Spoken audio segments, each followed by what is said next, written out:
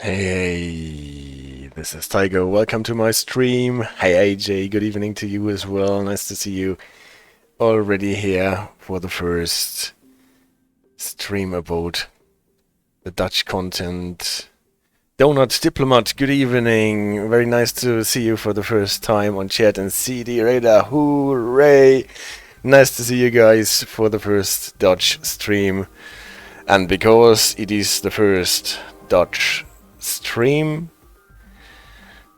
Goedenavond en welkom in Nederland. Vanavond rijden we van Zwolle naar Groningen in een Spaanse trein. De sprinter Nieuwe Generatie. En tijdens dat willen we de belangrijkste seinen van het actuele Nederlandse seinstelsel bekijken. En een beetje daarover spreken. Maar jullie moeten echter niet bang zijn. Ik wil niet de hele stream in het Nederlands maken. Omdat mijn hersenen ervoor gewoon niet snel genoeg zijn. So, better switch back to English. And thank you so much. And the Raider says, okay, I guess I have to learn Dutch. Now what I was trying to say in my rudimentary Dutch is that we will be riding from Zwolle to Groningen in a Spanish train. I think it is actually the first Spanish train that we have in the game. The new generation sprinter built by a company called CAF Construcciones y Auxiliares de Ferrocarriles from northern Spain. And we will have a look at the most important signs of the current Dutch railway signaling system, and yeah, we will talk about it, and nobody needs to be afraid because I can't do this in Dutch for the whole stream because my brain is not fast enough, so I'll have to do it in English. I want to buy the DLC so badly, but I am too broke. Oh, I'm so sorry to hear that. And Lofty says, I think I've always seen CAF pronounced with one syllable, CAF. Maybe that is what it is pronounced. The problem is with seeing something pronounced is not always the same than hearing it pronounced. Let's call it CAF. It's a CAF train. Yeah, before that I have to disclose that I actually got this DLC key free from Dovetail Games. The first key I ever got free. And thank you very much. I'm still not getting paid for doing what I'm doing here, but I've got the key for free. And this is what I'm disclosing with this line here. Yeah, let's jump right into it. I think we will do the first run from Zwolle to Groningen, and on the way I will cut in and do the presentation, and maybe we actually mix in the beginning of two scenarios, because there are especially two scenarios where you can see those aspects in the signaling system that are not so super common on the normal runs. So what did I want to do? Actually, I already prepared. It's the 1350 run from Zwolle to Groningen.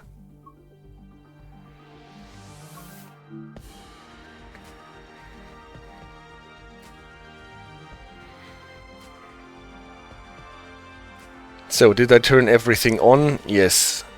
DLC marker, service marker, and the free DLC disclaimer, so that nobody thinks that I am saying the things that I am saying because I'm influenced by getting the key for free.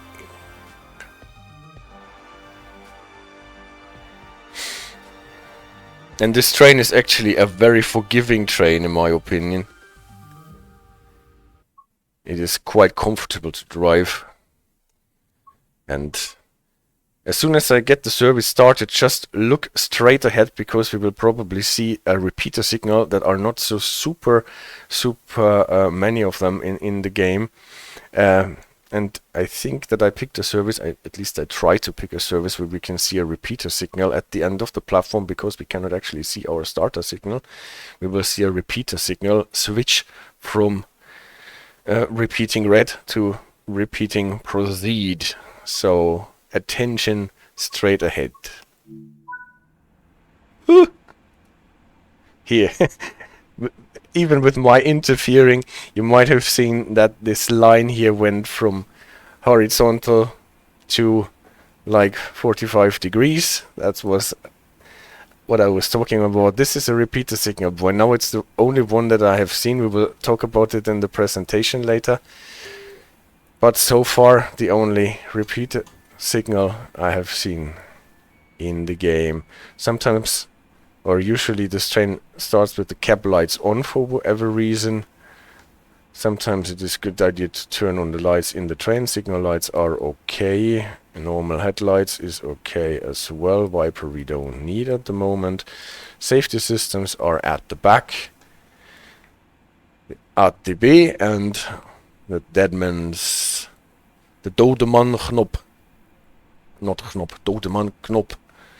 Okay, I'll be the first to say it's a very good map and I really like it, but I expected it to be a little more fun given that it's the vibrant Netherlands. For me, there are few stops and long, boring, monotonous sections, but I'm glad we have this DLC. Inspector, goedenavond to you. Nice to have you with us. And, well, I can see what you're talking about, and still...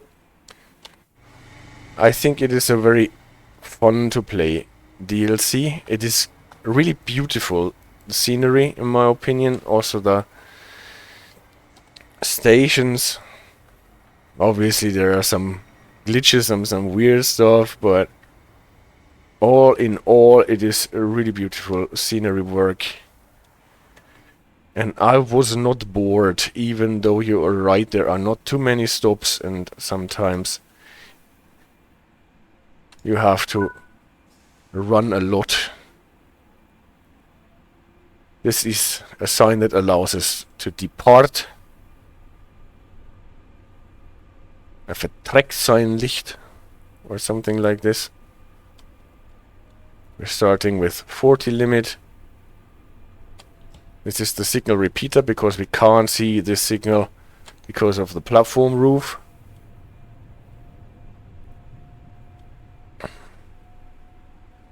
First thing that we notice is main signals have rounded achtergrondschermen, signal screens. And what you also can see when you're running this route is that there are not many distance signals. Actually almost none. If you only look at the right track that you're normally traveling on. ATB switched from 40 to 60. Still have to get out of the thing with our train. Now I think it is enough. Past the 100. Soon it will switch to 130.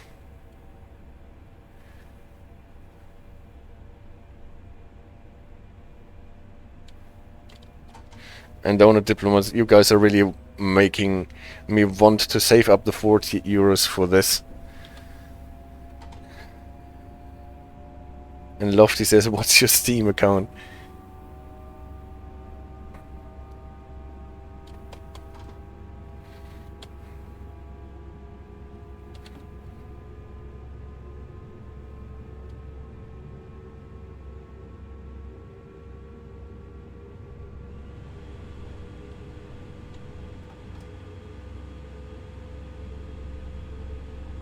So, running out of Zwolle. We have seen this white square sign with the black numeral 10 telling us that we have a local speed limit of 10, what means 100. Plaatselijke snelheid is the term that I found in the rules for it.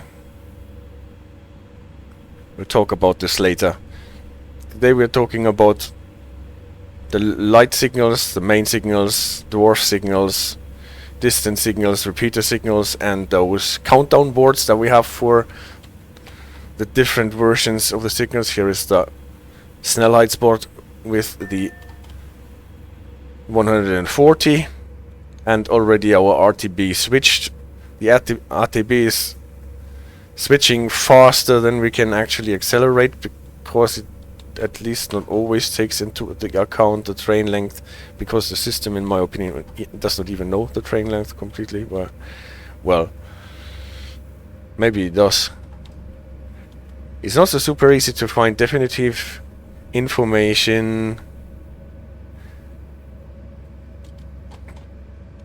about the Dutch stuff, because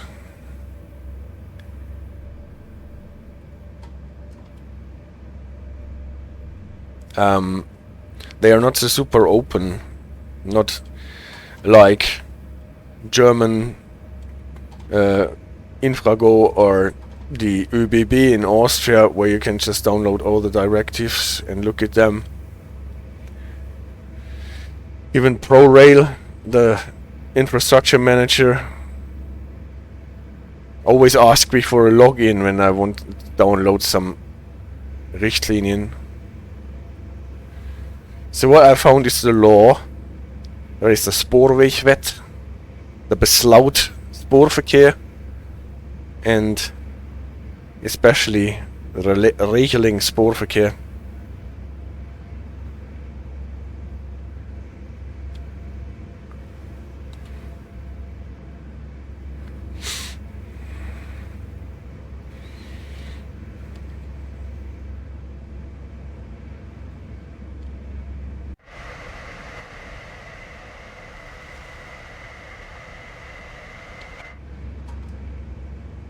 We have a speed limit of 140 in our train. Can't go faster than this. Screen in front of us is already prepared for ETCS.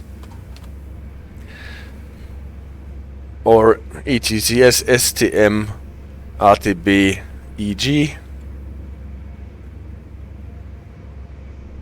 We will have a different stream about the safety system, RTB, or maybe even 2 or 3, because there really are quite a lot of different variants and versions of RTB. They advertise that there are 2 systems in this game here, the first generation and the improved version, the verbeterde versie.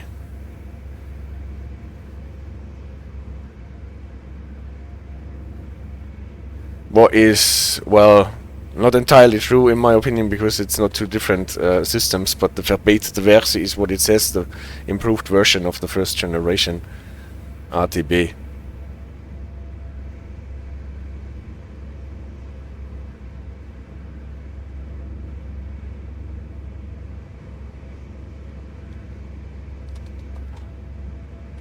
Yes, CD right, right. Isn't it an ICE3 from the Cologne line equipped with RTB? I guess it doesn't work in the game. I have not even tried whether it works, but you are correct. The ICE3M, the Baureihe 406, the multi-system ICE, has a system on board that can deal with RTBL, what is, well, a merged system, or a system that can process RTB first generation, RTB next or new generation, and the Belgian system TBL 1 plus, I think the RTBL can do.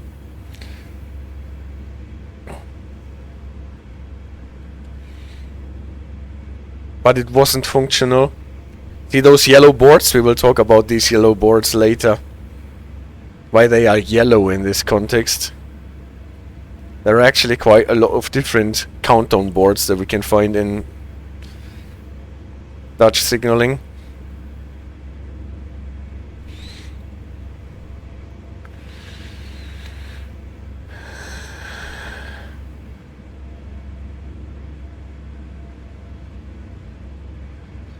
expected this because they are made of cheese. Like the moon, you mean?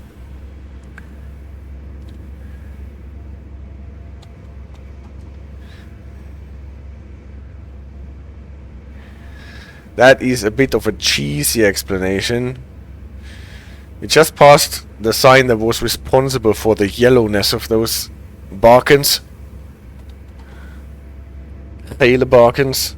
Only joking. Yes, I got that. I got that, Spectre. I got that.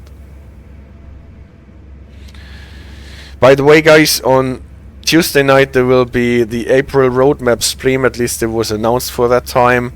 And if we are very, very lucky, we might actually get a mentioning here. Look at this green sign, by the way, this green triangle. A very, very enigmatic sign, according to the current rules. We will talk about those too.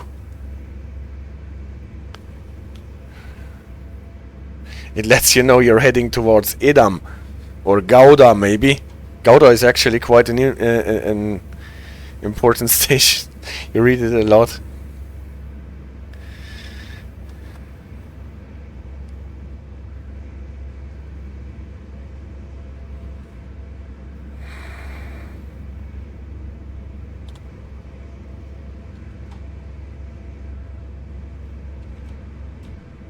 A yellow triangle announcing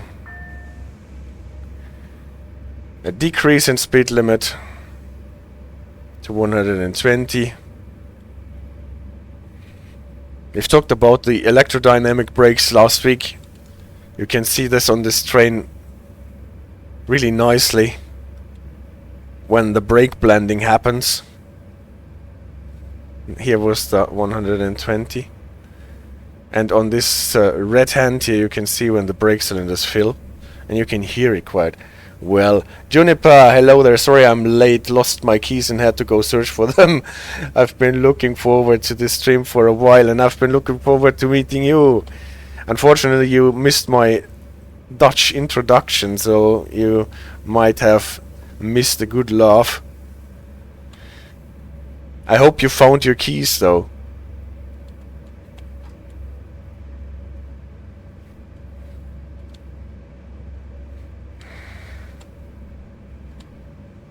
Ik hoop dat je je sleutels gevonden hebt.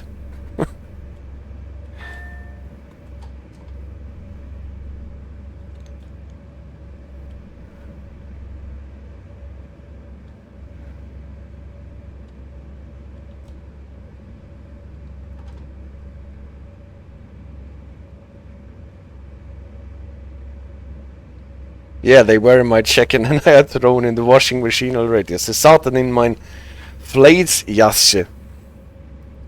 Oh, thank you very much. Again, one of those green signs with the 14, allowing us to speed up a bit. Back to the 140.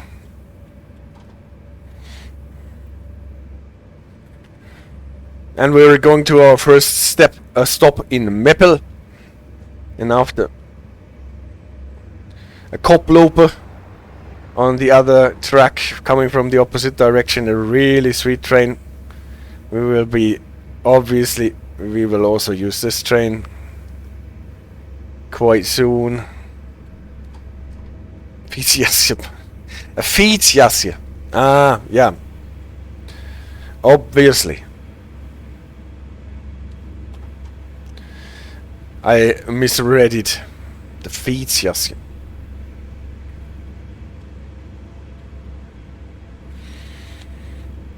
Er zijn veel fietsen in deze DLC.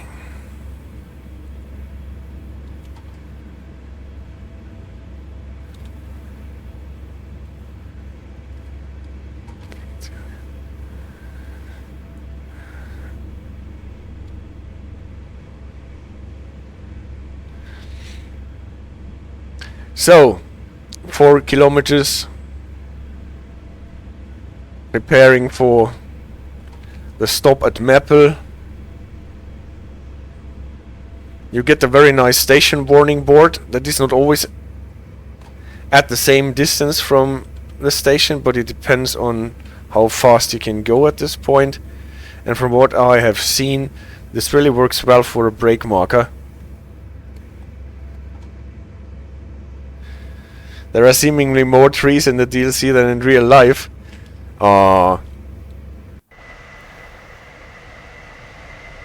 It looks so beautiful with the water. Oh, I almost missed the yellow signal. So now we have to brake underneath the RTB, otherwise we will hear this sound, and this is not someone calling, but it is the RTB system telling us that we are not braking enough. So you can actually quite nicely adjust your brakes, and as soon as it starts ringing, you have to brake more, and as soon as you hear 3 rings, ding ding ding, then the system tells you can release the brakes.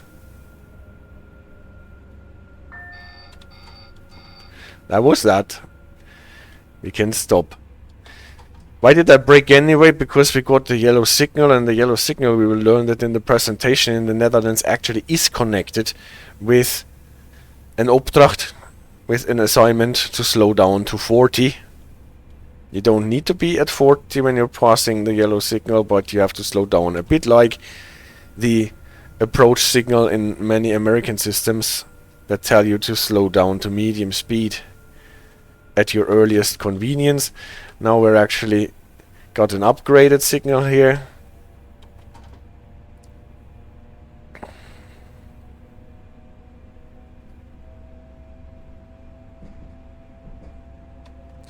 And Lofty obviously gifted this DLC to Donut Diplomat, so that is really something to cheer about.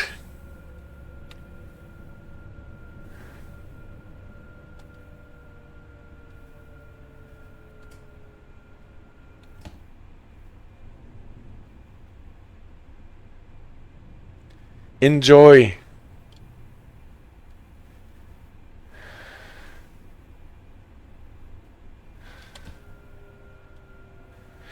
We actually have quite nice stopping boards that look a bit like the signs from the pantographs up and down and main circuit breaker on and off variety, but they are actually stopping boards. This blue it's a diamond. Let's say it's a diamond. This is our stopping board.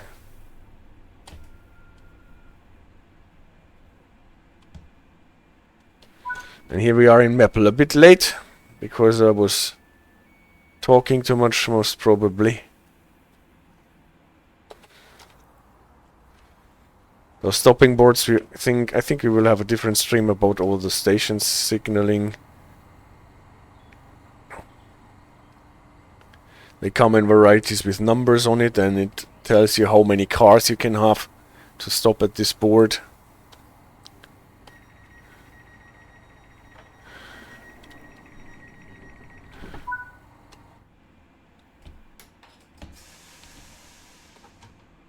And we go to Hooggeplaatste. And on our way to Hooggeplaatste, we should pass the first distance signal. So far I have not spotted one. Here is more or less the only fork, the only junction. You can see a Richtingswijzer that tells us that we're going to the right. Not straight ahead. I don't even know where we would get to straight ahead. Leeuwarden, maybe. I was wondering if there is a system similar to the flashing V Vertrekseinlicht in other countries. Yes, actually in Austrian signaling there is even a V sign that has a similar function for the Vertrekseinlicht, and in Germany we have the Fahrtanzeige that does something similar. And in the UK you have the off sign, or the, I think it's more like the right away sign.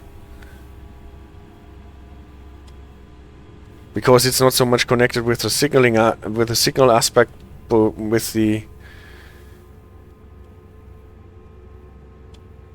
the permission of the station master to depart from the station, because there is always, at least historically, an additional permission that you need to vertrek from the station, to depart from the station. And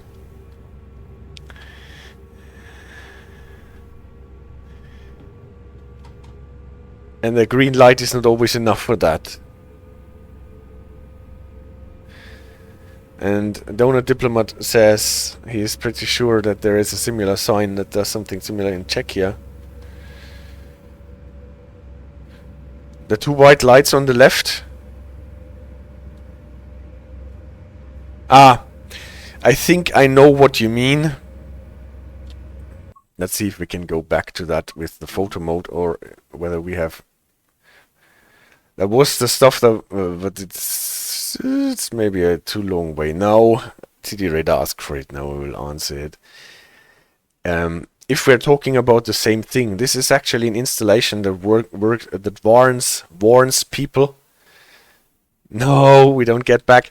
Well, okay, then we don't get back. If we're talking about the same thing, there was the thing with the 2 lights or even 4 lights on a pole, and it warns people on foot that are supposed to cross a bridge or some installations where there is little room to step aside, that there is a train coming. There are a couple of those installations, and I think there is one at this bridge. The Weber, yeah, and there are Webers and Wubers and Wukrus or something like this, and we will talk about this sometime.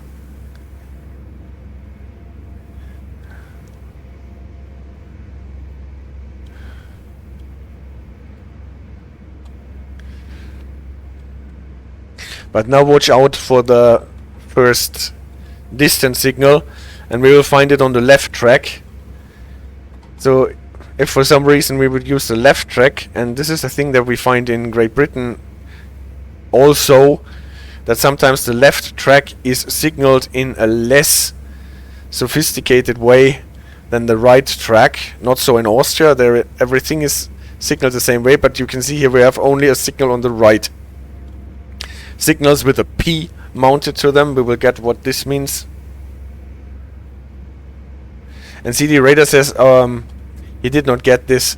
It is an installation, so imagine you're a trackside worker, or you have something to do on foot next to the railway line and have to pass the bridge. Then there can be some installations that... So now stop, because now we're at the point where I'm talking, where you don't have a position of safety. And in those situations there are special installations like lights that show you from what direction there is actually a train coming, so that you can not go on this bridge and not be in a position where you can't reach a position of safety fast. And Juniper says those signs telling trains of X length where to stop along the platform is actually quite nice. I use them to pick the less busy ends of the train. I just look up in the NS app how long my train is going to be. Yeah, that's good. So, but now we're actually getting to the presentation. CD Radar, did you get it now? Before I go to the cheese boards. No, the bakens, the gele bakens, and the witte bakens that are only called bakens. So you can see we have those countdown boards that we know from a lot of systems, and they are counting down 3, 2, 1 to the signals. On one side they are yellow, on one side they are white, and the white ones are counting down, just as we know that from the German system, to a distance signal. And how do we know now that this is a distance signal and not a main signal? It does not have a distance signal board. You could look at the number and see a V for Voorseinen, but this is obviously nothing that you can see when you're running past it fast, and not all distance signals have a V sign in it from what I've seen, but you can see it in the screen. this one is rectangular on the top, only one of the corners is rounded, and the main signs are rounded all over on all corners.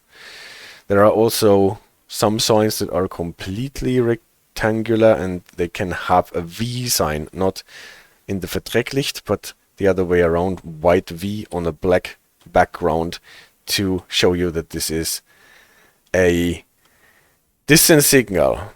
So first thing, we will get to it in the presentation as well, but so that we have seen it in the game, those white countdown boards are for distance signals, whereas main signals are not always counted down by those yellow boards. But only in special situations. I will get to the question right away. We will see that in the presentation, because they are counting down to signals that are for itself not special, but the next signal is a special signal, one that is in front of a special point of danger, a bijzonder gevaarpunt. And this is why you get a special warning on the signal before, so that you are especially cautious to not miss a caution aspect on this signal here. This is, but we will get this in the presentation again, what the yellow countdown boards tell you. And Donut Diplomat ask, and what is the sign with the 7 and 8 after the signals? We will get to this as well. This is warning you about a level crossing at this point here at 7, 8. It's an advanced warning about the level crossing, the round sign. The rectangular signs with numbers like this are like the hectometric boards, and we know from German routes, 6 kilometers, 800 will be denoted here. And this round sign tells you that a couple of 100 meters after that, or at least 1 kilometer after that, there will be a level crossing. But we will talk about this. Special point of danger, so it's a bit like Austin Powers. Yeah.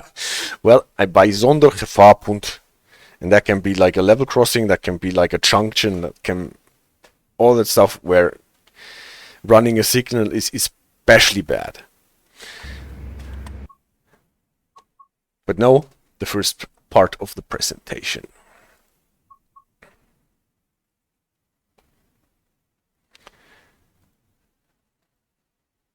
Yes, and now I have to get it up. And here we are. Our presentation.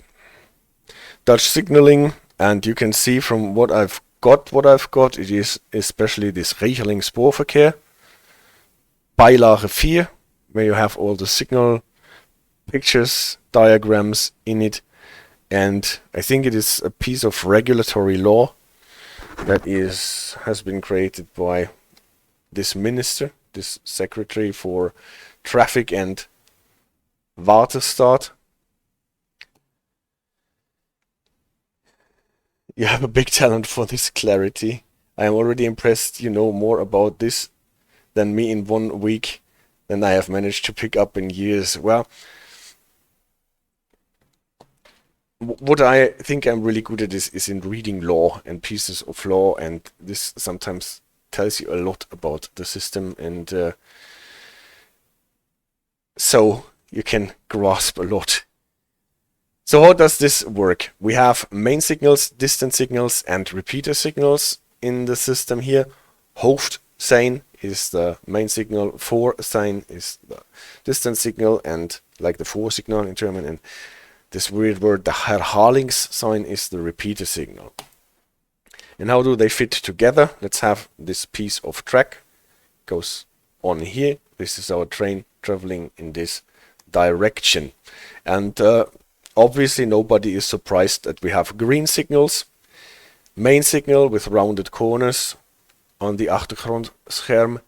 Hoofdseinen hooggeplaatst. Hooggeplaatst mean one that is raised, like what we expect from signals, as opposed to dwarf signals that sit on the ground or are low. We will get to them as well. Main signal raised. And this green signal that tells you that you can go past it with maximum authorized speed. Voorbijrijden toegestaan has a number, and I will always give you the number so that you can find it in this Regelingsspoorverkeer to read it up properly. And this is the number 201. Whereas we also have a red signal. Also, this is not rocket science. That tells you to stop in front of the signal. It has a number of 215A.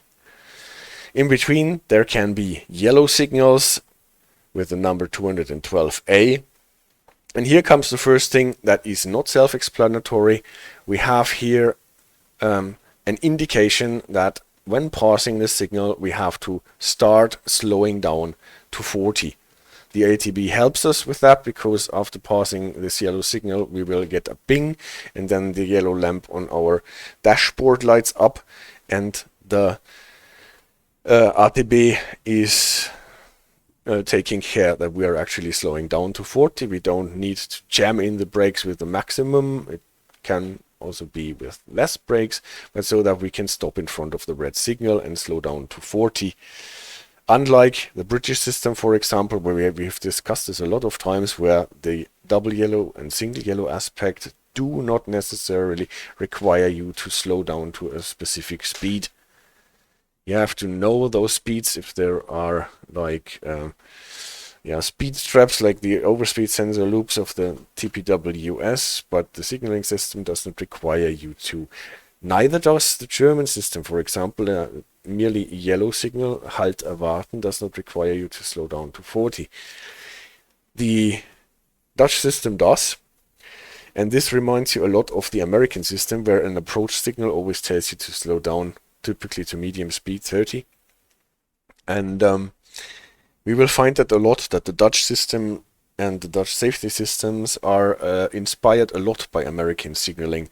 Especially earlier versions of Dutch signaling had even more similarities, and the RTB, we will get to this in the stream about the RTB, being a pulse code cap signaling system, is more or less what they learned from the Northeast Corridor and the Pennsylvania Railroad with their pulse code signaling. Yes, what I wanted to say, this can totally be just the sequence that we get, and we are getting this sequence all the time when we are running from Zwolle to Groningen, or the other way around.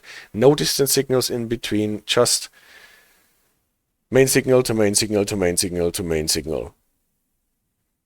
So when we're coming from a German system where we always have to have a main signal preceded by Voorsignal, then we will be surprised. In the British system, this is also not very surprising that we don't really have distance signals anymore, or not many. And if we have them, then on routes of lesser importance, or the left track that is signaled in one direction with less sophistication than in the other, what is the main direction of travel. But it can be. So I made this like this so that you can see that you either have this sequence or that sequence. So if you're coming from a green signal and approaching a red signal, and there is no other signal in between, like this main signal, then you can get a distance signal before you hit the red sign. This is if you have a long block. Obviously, this signal will have to be held at red if the train is in this long block without a distance signal, or actually the other way around. And so at any rate, you can give the warning earlier. If it's a long block, entering here would already be yellow, and then we have to run under yellow with 40, the long block. And here we can go faster and then slow down when we get to the distance signal. So those are alternatives way of saying it. We have this sign with the corners in the achtergrondscherm, has a different number, but the same aspect, a yellow light, and it also tells you to slow down to 40. From what you can read in the rules, it can also be that two corners are rounded. If it looks like this, I'm not entirely sure, but at least one corner must be a real corner. And you can have signs that are rectangular altogether with no corners cut, but then you need a special sign to denote this as distance signal with a distance signal board, a Voorseinen board, 291B. And then you have the B version, 219A, 219B. Aspect will be the same, and every time it tells you to slow down to 40 before you hit the signal. And those distance signals are preceded by those white countdown boards, bakens. Same word that we have in German, baken, and here again the baken for the Vorsignal. If you think on the German system, it's more or less the same. Also, distance signals are preceded by the countdown boards, sometimes with 5, 4, 3, 2, 1. Here it's 3, 2, 1.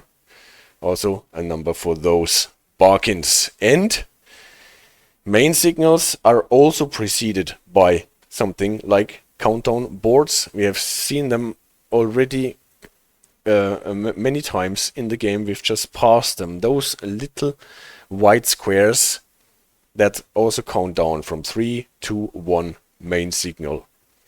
Actually quite convenient, so you don't get surprised by a signal coming. Typically, from what I have read, the distance between the signal and the first board and then the next countdown board should be at minimum 50 meters, more like 60 meters, so that you have a nice spacing how far away from the signal you are. Those are called, if I get it right, reflectorplaatjes. They count down to main signals. Reflectorplaatjes for main signals, bakens for the distance signals. We have the number 251. If we should get a distance signal in front of a green signal, then the distance signal would be green. That is something that nobody can actually be surprised by. And we have the same thing with possibly a Voorseinen board, a Voorsignal board, if it is of that variety. If in any case our yellow main signal should get a distance signal, it would also be green, because this is a proceed aspect. What I don't know actually is why those distance signals have a third lamp, because at least nowadays, currently, I have not seen any aspect that uses the third lamp. Obviously, distance signal cannot show red, why it has a signal lamp anyway. Maybe there have been aspects in the past where this lamp was used. Distance signal have this third lamp if you look at them, but I have not come around a situation where you can actually use them.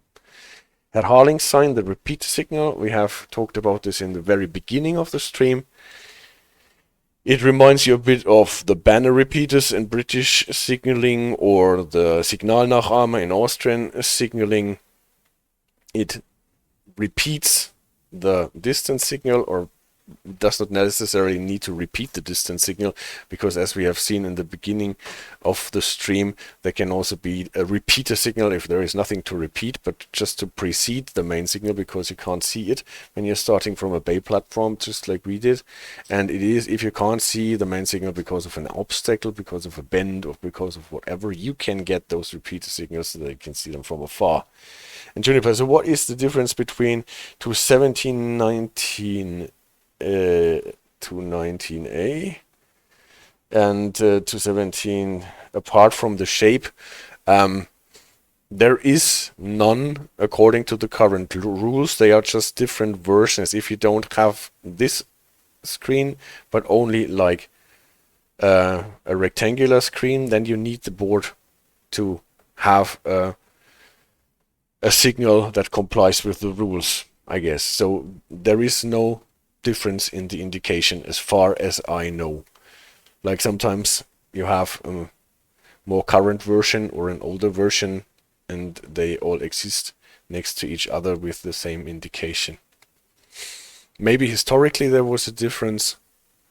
According to the current rules that I read, there is no difference, and I have not seen in the game yet one of those signals with a Voorseinen board. But they are in the rules, so I will make it comprehensive. The repeater signal I was talking about, if you have this sign here on the repeater signal, then you know you will approaching a proceed aspect, just like with the normal banner repeaters, not the one that can show a green background in the British system. You get the same Herhalingssein, the same repeater, if you are approaching a yellow signal, because still you can proceed. Whereas for the red sign, you would have this horizontal line telling you that you're approaching a red signal, just like we had it in the beginning of the service. This sign here switching to that when our starter signal was switching from red to green. And CD Radar says, boss, I cut the iron plate for the signal wrong. Never mind. We'll put it in the regulations. Yeah, maybe that. Maybe that. Or maybe it was too complicated to cut the corners away, and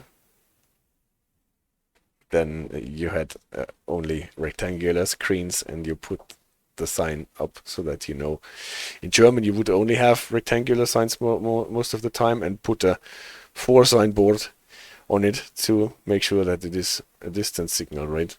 There was no rounded corners at all. Yeah, different number for the repeater sign if you're approaching a red light. The signal identification plates, like with numbers, and if there is no letter connected with it, then it is typically a main sign. The kenbord, it is called a signal plate. If it is with a distance signal, it should have a V. In the game, the V was in front of it. We will get to distance signals that don't have a V in the signal number at all. So maybe this is a different system. In the rules, in this Spårverkehr, they are shown like this. And the repeater signals are with an R. I think they are connected with the same number as the main signal that they are referring to. But the conventions here might be somehow a bit different. Dwarf signals. There are also laaggeplaatste Hoofdseinen, like main signals. They are still main signals, but they are put on the ground. And this is a big difference between like this system and the British or the German system, that the dwarf signals are not only main signals, that is the same in Germany, for example, but they have just the same aspects. We don't have the protection signals that we have in German. They can only switch between SH1 and HP0, for example.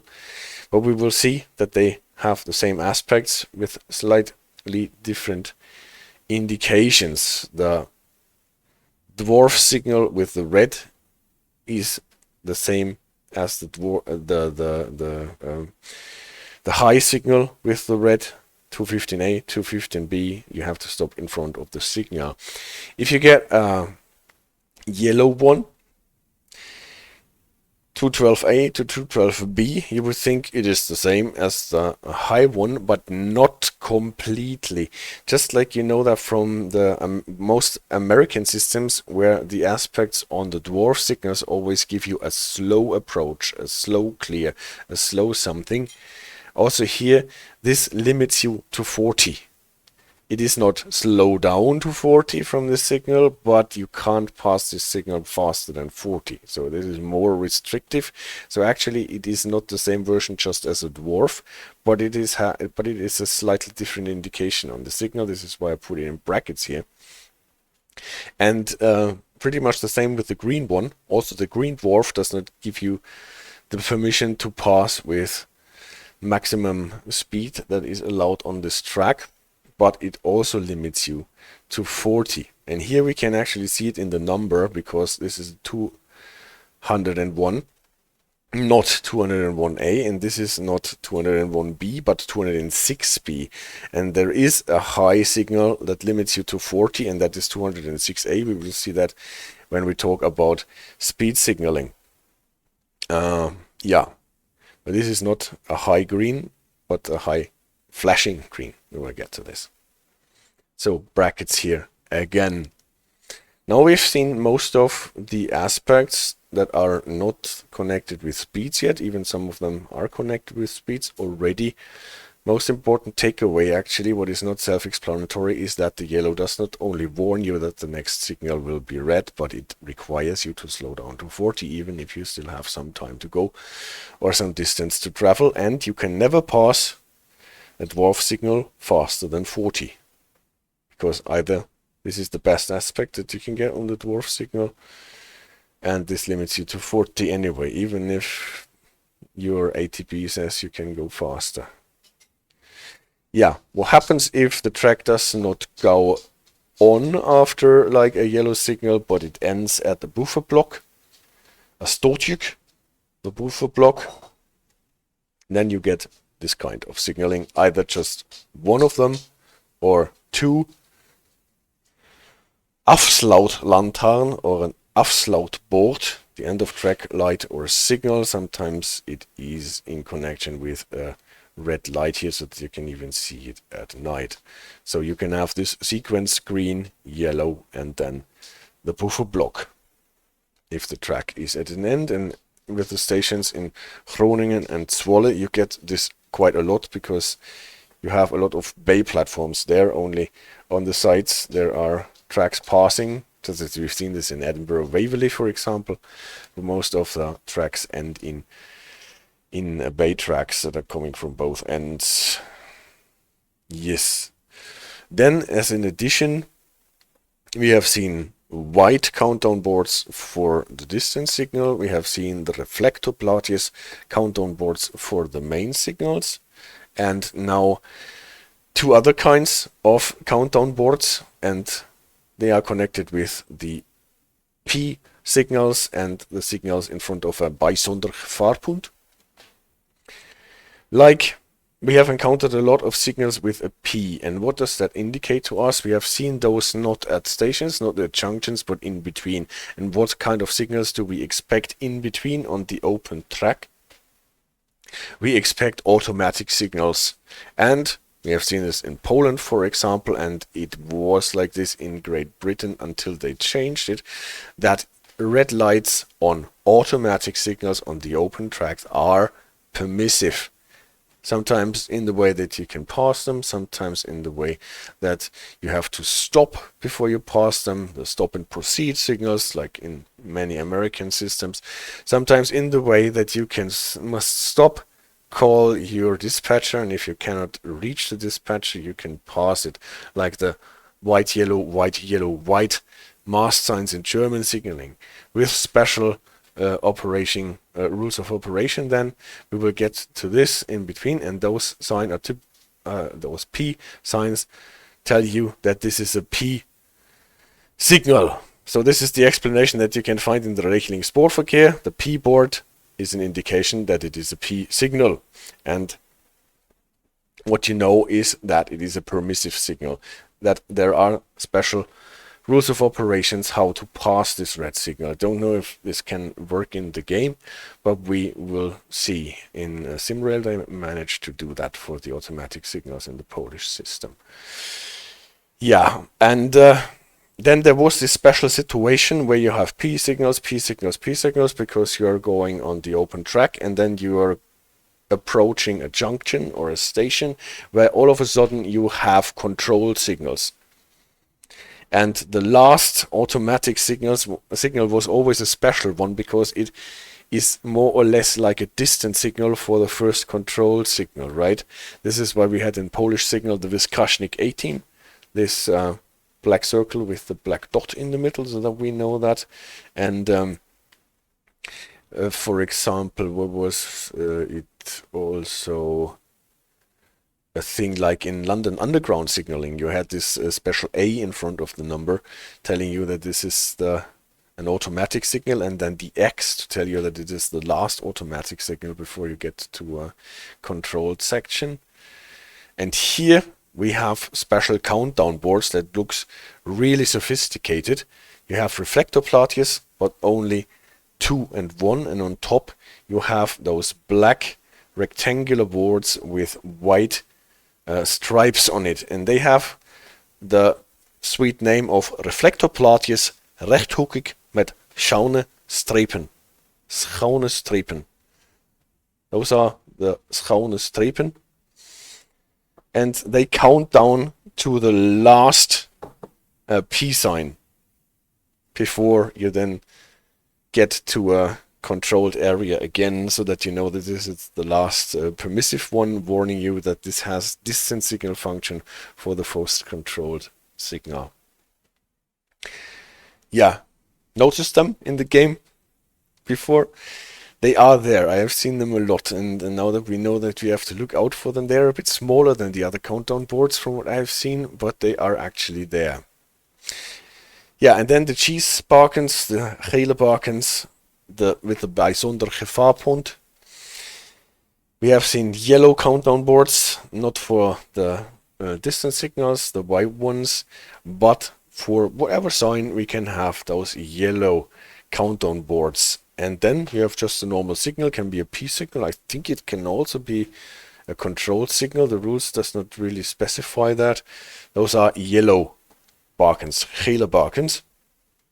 Countdown boards have this number here, and they tell you that the second signal after the signal they are counting down for, you have a signal that has this special sign at the mast, and this is the board bijzonder gevaarpunt, the sign for a special danger point. It has this number here, and this bijzonder gevaarpunt, we have talked about it in the stream already. It means that there might be a level crossing or a junction or both, or a movable bridge or something where running the signal at red is especially dangerous, because you don't run the signal and might hit a train that is already in the block, but you might actually cause even worse mayhem. Yeah. And it says at least at braking distance, because otherwise it does not make sense. You need to have this warning that the signal gives you, so that you can pay extra attention to not run this signal here in front of the special danger point. So we have already seen 4 kind of bakens. There is at least a 5th one that I've seen, caper bakens, but we will talk about them as soon as I have completely understood what they are good for. They seem to be something that is on railroads with slower speeds, and I've not seen them in the game yet. White countdown boards, distance signals, yellow countdown boards, last signal in front of a signal in front of a special danger point, reflectorplaatjes counting down for main signals, and the reflectorplaatjes with the rechthoekig met schuine strepen, with the black white striped boards on top of them, count down to the last automatic signal. Let's just call it like that, the last P signal in front of the controlled area again. That was the first part of the presentation. We will go on with the speed signaling, but before we do that, we will just have some train running in between. And Cedar says, let's hope the viewers will explain it to us in the comments. Thank you. What the caper bakens are for? Yeah, maybe. Well, there are some kind of bakens now, I have to tell you, since I mentioned it, that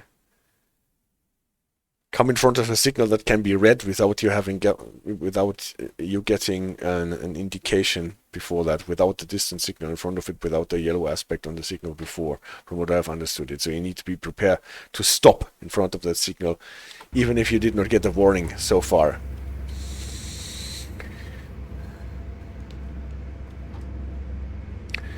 So, running the line to Hooggeplaatste.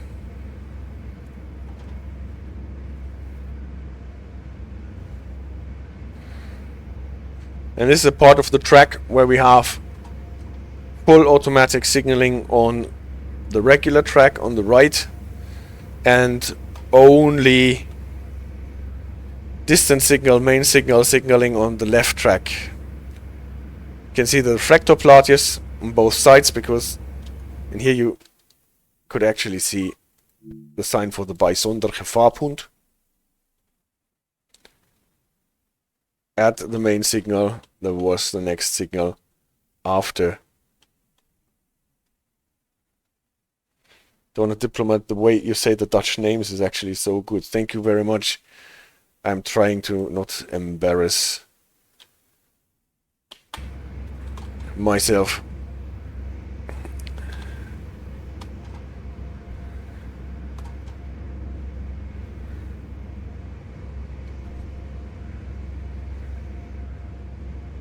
Yeah, and this was probably this junction in connection with a level crossing that we got with the sign for.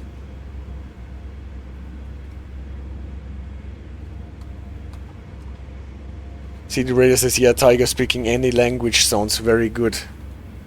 Thank you so much, but I just wish this was the case.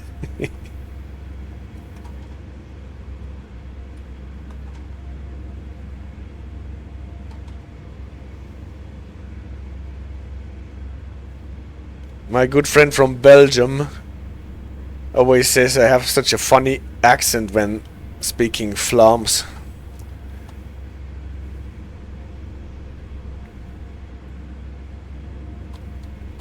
Waiting for the Tadami Lines Inspector. That is totally correct. That will be hard. Good thing they are taking their time.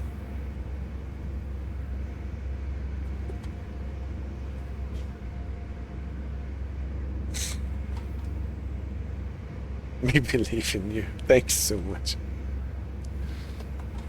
Reflectorplaatjes. 3, 2, 1. Main sign. Bing. And you can see on the left track there is no signal. No main signal. My friends from Austria say the name when I'm trying to say something to them in Austrian. The same, yeah. When you try to say something in Austrian German.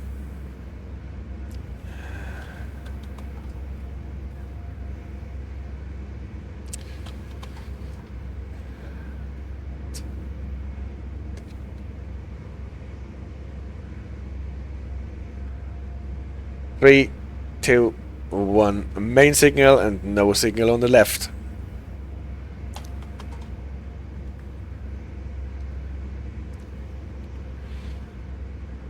It's German but with an accent which I don't know how to make.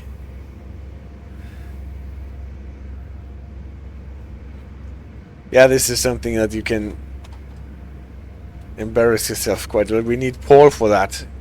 He could do that properly. In the 4 Albert streams I actually tried to speak with an Austrian accent. At least in the unboxing stream. Juniper, you think you can speak decent German and then you go to the Austrian or Swiss countryside and it's completely incomprehensible when those farmers talk to me. Well, actually, I don't always understand the farmers in the village that I grew up.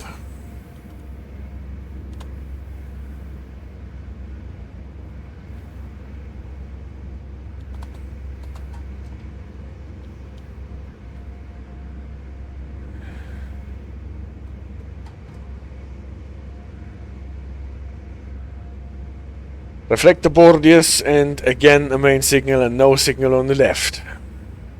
But before we get to Hoogveen, we should get a distance signal on the left again, because they can't let you run on the left track into the station without a controlled signal before that.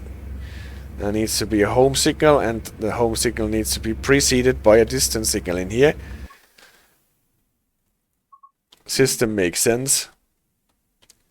White buttons for distance signal. 3, 2, 1, and then we get a distance signal.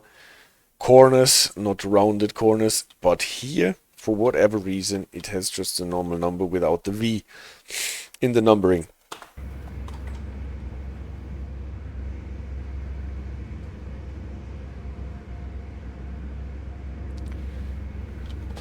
And here, those thingies, I always have to interrupt because you can see it better than here. We have the reflectorplaatjes, rechthoekig met schuine strepen. Actually, the reflectorplaatjes are not rechthoekig, but those black boards on top of them. But don't be too exact. And here is the P board, and we know that this is the last P board before we get to the controlled area of Hoogveen. In Poland, we would find the Vyskocznik 18 on this signal here. But it's green, So we don't need to worry.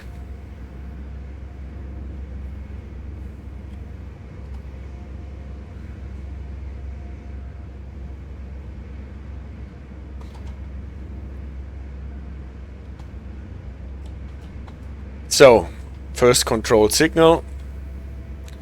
It is yellow. That S board was for station approaching. And now we have to slow down to 40. This is why the ATB switches to yellow, what means 40. And again, we don't need to use the brakes to the full extent. Just so much that we don't get this constant ringing, like an old telephone.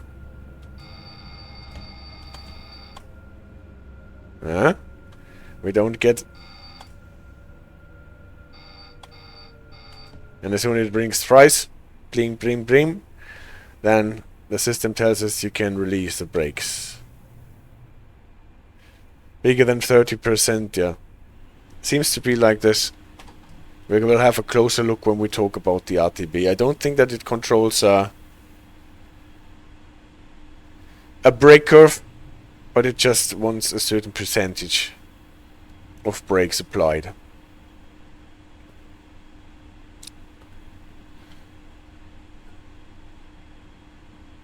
Let's watch out for our stopping boards.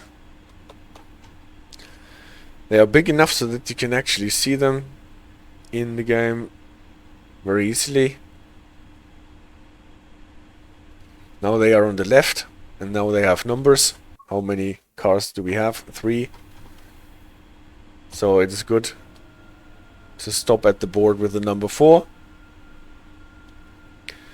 Here you can also see it was a bit fast. But anyway. Here you can also see how many cars you have on this screen. On the left here you can also see the traction and the brake effort. Now we are braking with 100%. And the Bovenleitungsspannung, the Oberstrom from the overhead catenary. And here you can actually see the brake cylinder pressure, 3.2 bars on each car.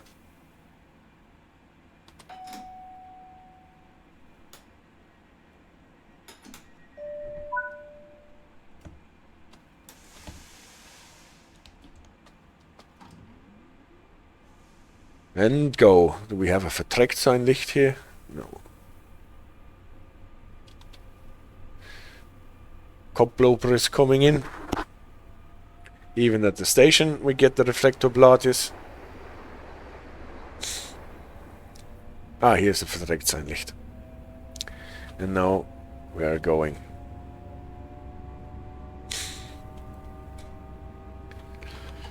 I think we're driving until we get the first numeral on a signal, and then we will talk about snelheidsseinen.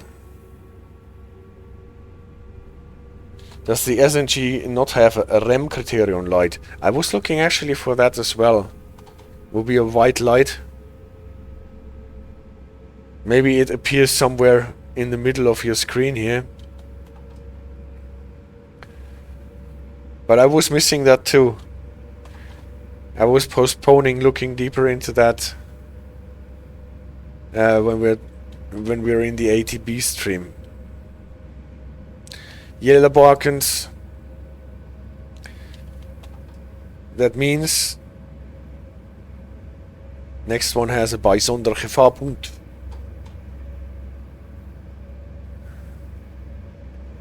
Let's see if the system holds true.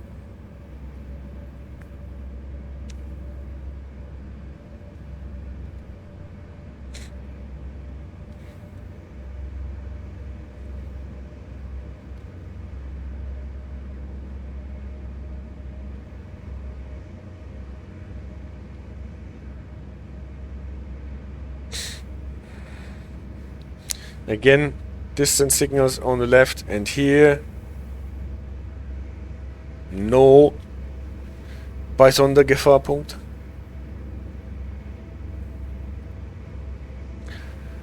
How so?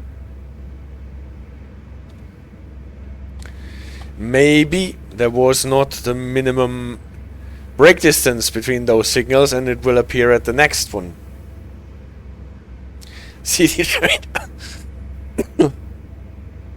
puts his tongue into our face. Now it is here. Now we have our bijzondere vaarpunt. This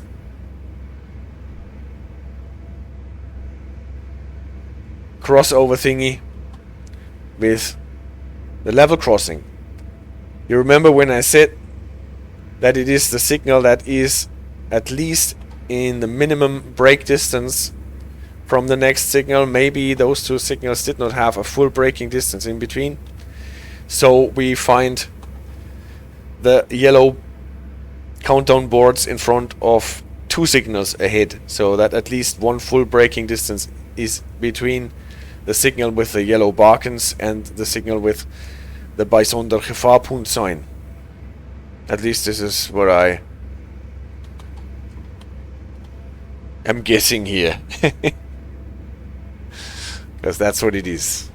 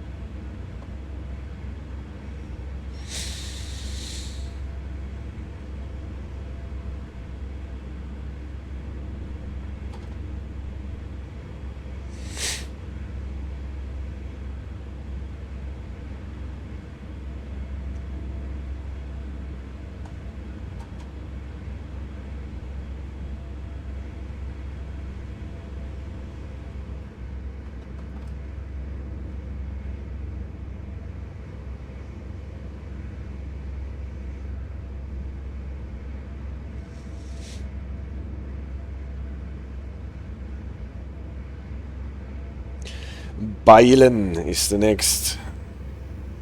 Bijlen. 4.8 kilometers, that is not so far.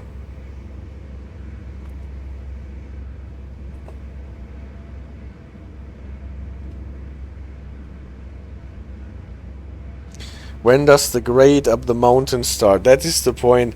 I was actually intending to make a joke that I am missing the gradients a bit. But well, for that you should get the Semmeringbahn. Or the Bernina Linie.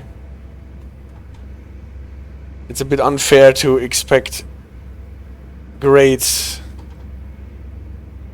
in the Netherlands. Maybe at a time when we will get DLCs with tunnels underneath.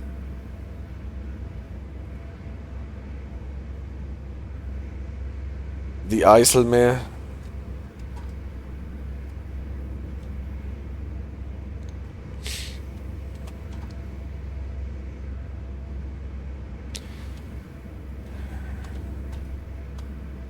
And now, on the last automatic signal before we get to Bijlen, we actually get our first numeral. We get a yellow light with a white 6 on a P sign, and at the same time we can see that those distance signals can also display numerals. Sometimes, especially after reloading games from a save game, you can have all of those of those white lamps lit, and then you don't get really a numeral but a mess.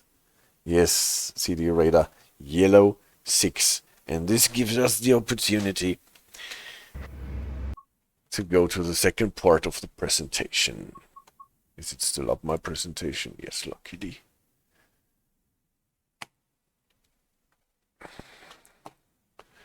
So, snelheidsseinen, speed signals. Dutch signaling system has speed signaling, like almost every signaling system on the world, except for the British system that does not have any speed aspects in its signals. Let's look at it. Again, our train running towards a sign, and the first thing that we have not seen yet would be a flashing green. Knipperend means flashing. Knippert het licht, then it does not mean that you can just go with maximum speed, but it limits your speed. And if there is no numeral connected with this, then it will limit you to 40, just like a German HP2. You remember the old German HV system had just green, go, stop, red, yellow, expect to stop, and for speed signaling only the green over yellow, limiting you to slow speed, what is 40. And that would be, without numerals, a flashing green would limit you to 40. And this is the corresponding high signal to the dwarf signal with a green non-flashing aspect. This is why it is both 206A, 206B, and limits you to 40. Can pass, but at this time you don't have to slow down to 40, but you already have to be at 40 or below when you pass this signal.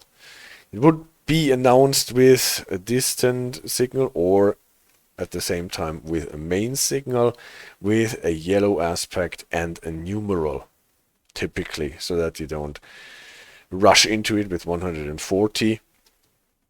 Again, both is possible. Main sign with a yellow aspect plus a white number, or a distant signal with a white number, telling you that you have to be at 40 at the next signal. Here already, like we have seen that with distant signal, same works with the V board if you did not manage to cut the corners. If you have a repeater, obviously it would be this repeater, because it is always this repeater unless it is a red signal that you're approaching. If you want other speeds different from 40, you can have a flashing green with a white numeral. That would restrict you to 10 times the numeral here, to 80. That would be a 202 sign, the flashing green with a white numeral, and then you are flexible. You can just use whatever numeral you want, and therefore this is what we have just seen in the game. A steady yellow with a white numeral announces that at the next signal you have to slow down to the speed that is indicated by the numeral, and then the execution sign that telling you from here it is actually the 80 would be the flashing green. Number 210. Again, the repeater signal would be obviously this. But then there can be the situation where you have speed limits from one signal to the next, and then another speed limit to a lower speed at the next one, and then you run out of numerals actually. And in those cases you would have a situation like this: speed limit announced to 80, and at the next signal speed limit announced to 60. But still, even if you cannot see it in the signal here, you would be required to be at 80 and not higher here, because this is what the signal before told you to be, even if you can't see it in the signal anymore. Yeah, this is something that reminds us of something that Lofty has already mentioned when we first talked about Dutch signaling. That it is not so unlike the Swiss system N that we have talked about in the Luzern-Sursee stream. And I will just show you what it looks like there. You have those round white markers to mark it as a main signal, not a distant signal. And if it is yellow with here, it is a yellow numeral, it announces the reduction to 80. And then if there is a further reduction, you would get the next announcement to 60. And then with green instead of the yellow and the same numeral, the execution of the 60. This is the same logic here, where you cannot see the execution of the first speed limit in the signal that announces the second speed limit.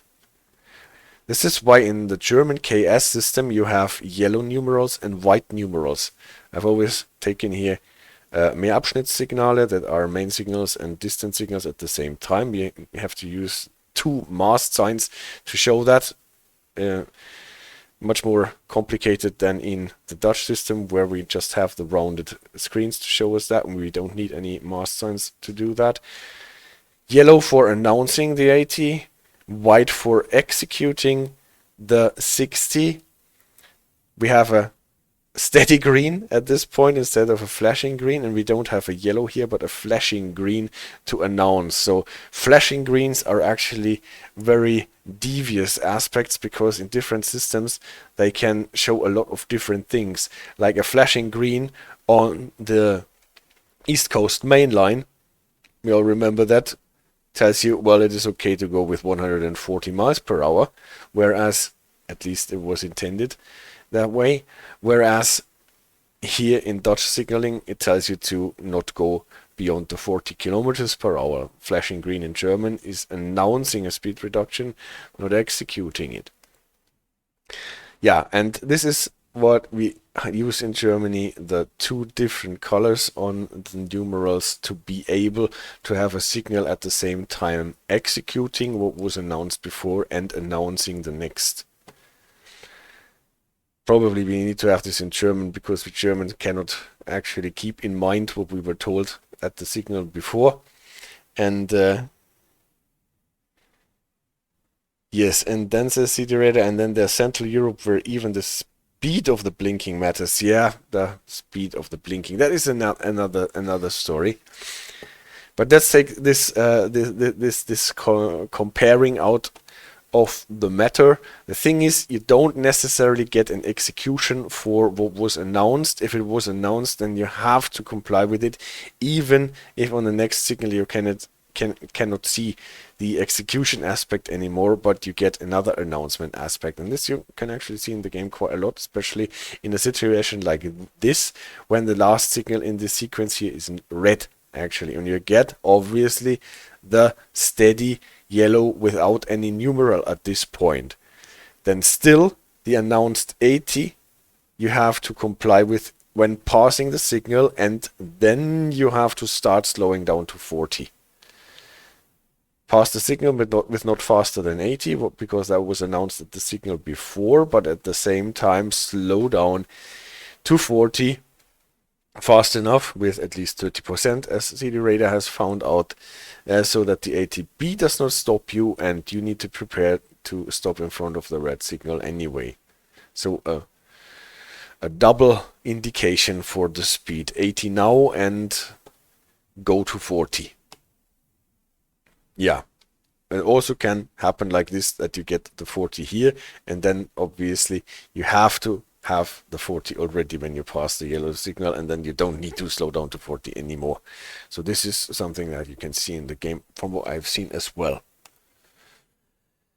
Now to the more obscure aspects that you can get. Let's say you have two signals that require you to slow down to 80, but you have a quite short distance between the signals, especially the signal. The distance between the signal is not big enough to provide enough room for slowing down from the speed. Imagine you're coming with 140, have to slow down to the 80, and you don't have the room to do that.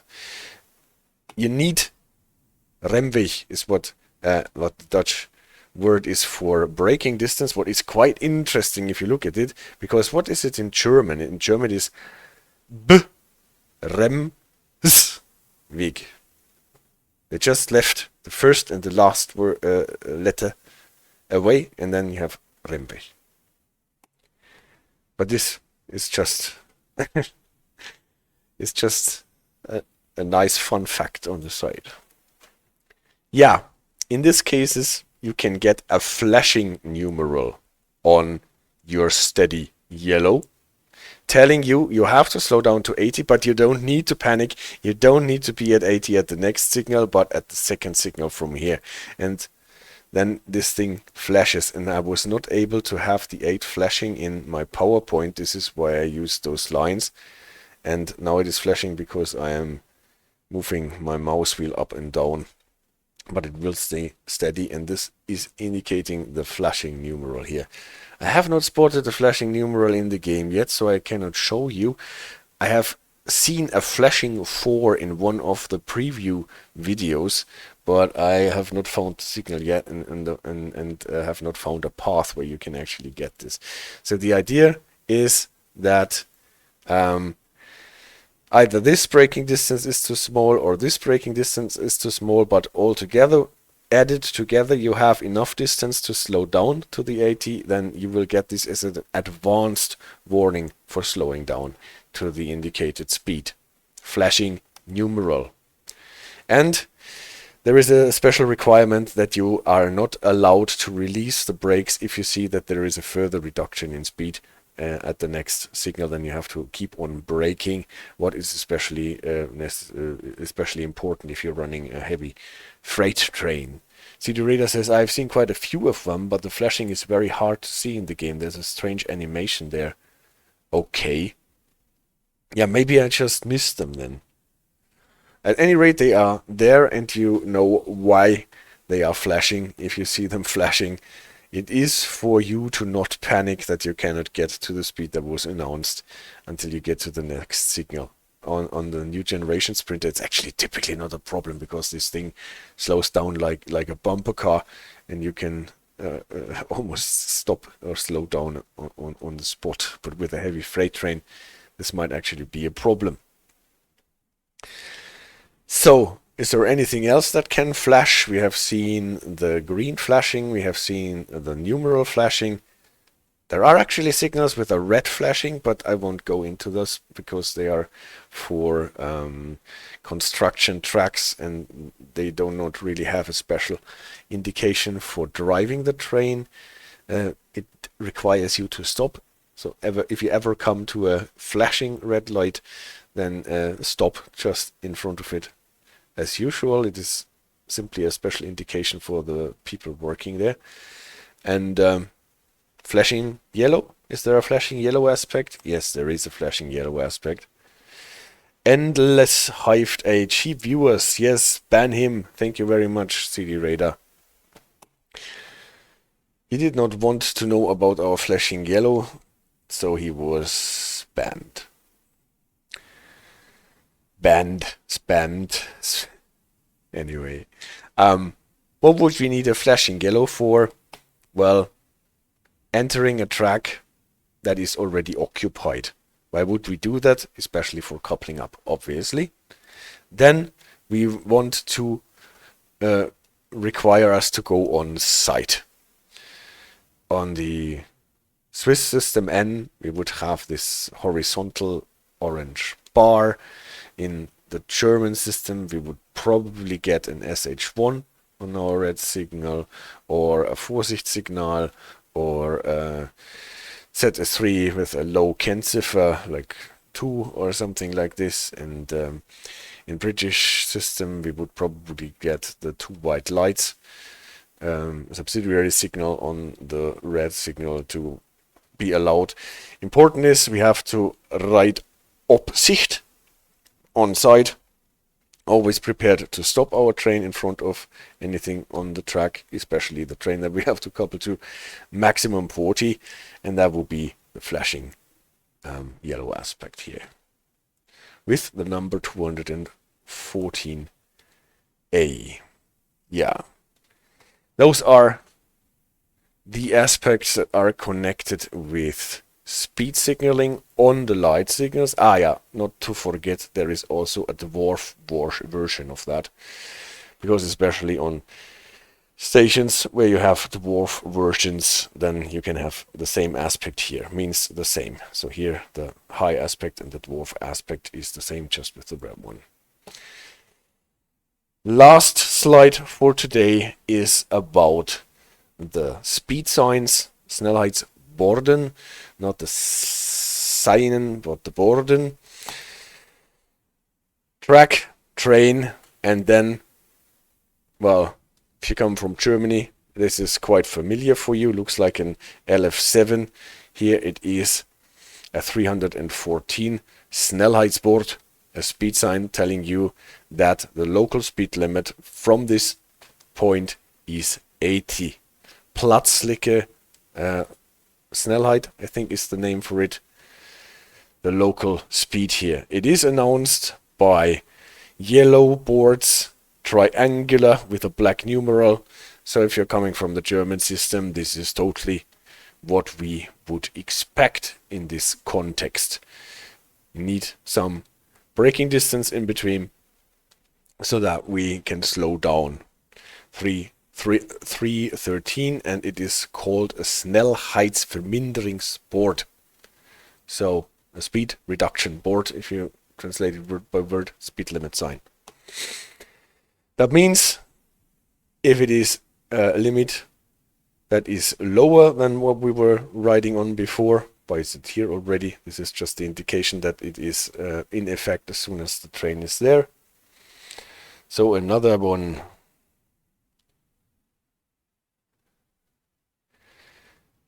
And if you want to increase the speed again, then you put up another one. And yeah, those two things, that is more or less like in every system except for like the London Underground.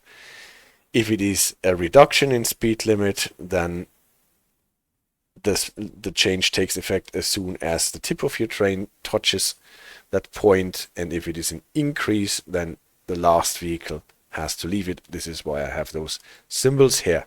And now this green triangle pointing upwards, typically with quite high numbers. I used 12.5 to show that there can also be increments of 5 kilometers per hour. Here it would be 125 in the signal. This is not specific for those green signs. It can happen on one of those two, but well, they typically happen on those green signs.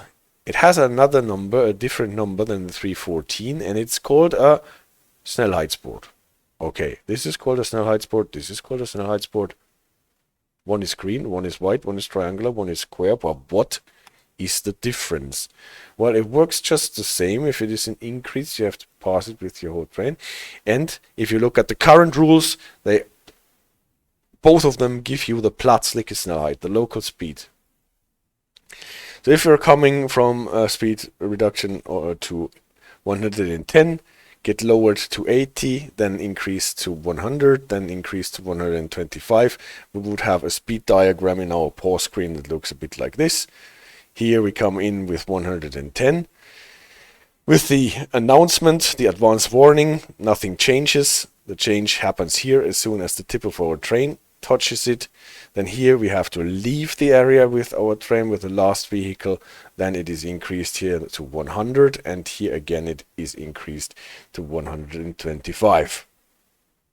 That would be the speed limit line that we get shown in the pause screen, and not really surprising. The only surprising thing is why we have those green signs and the white signs. And yeah, if you look into the rules, I don't know if you can read it at this point, so I'm reading it out for you.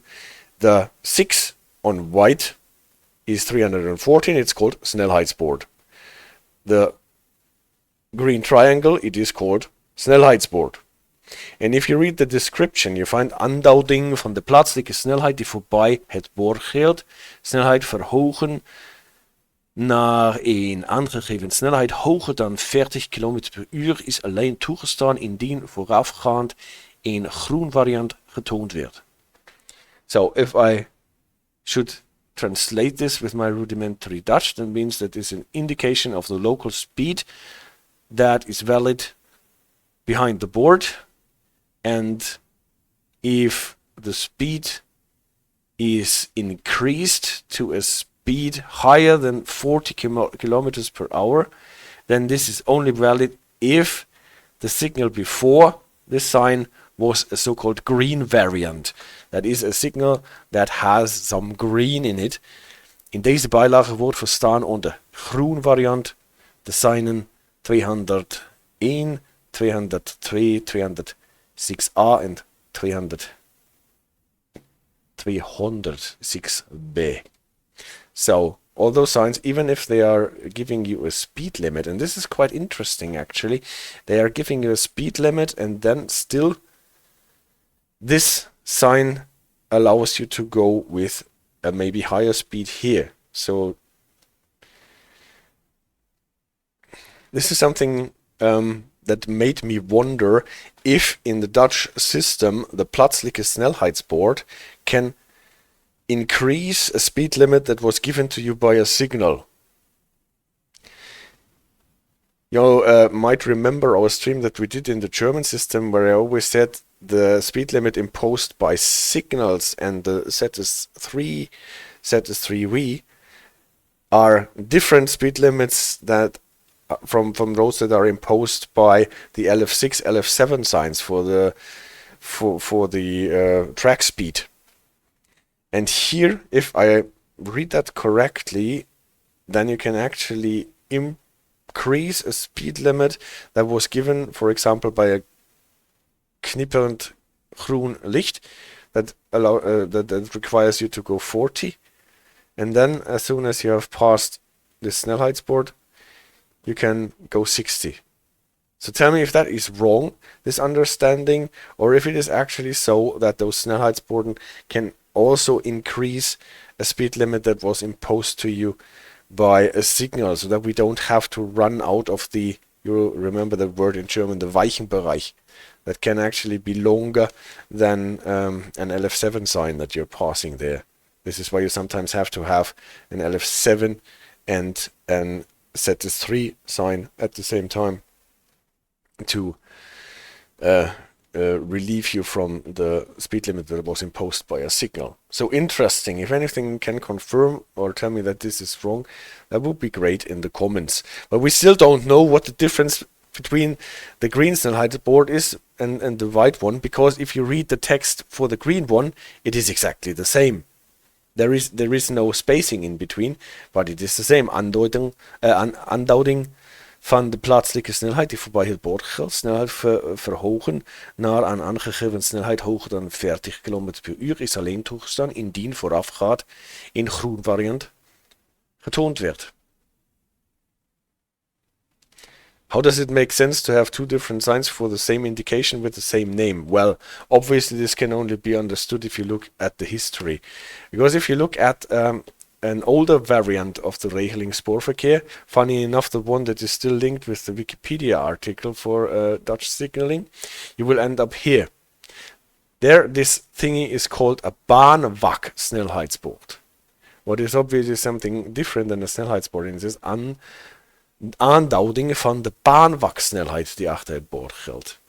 Not the plaatselijke snelheid, but the baanvaksnelheid. And this is because historically there was a different speed limit to the plaatselijke snelheid, and this was called the baanvaksnelheid, what is the track section speed.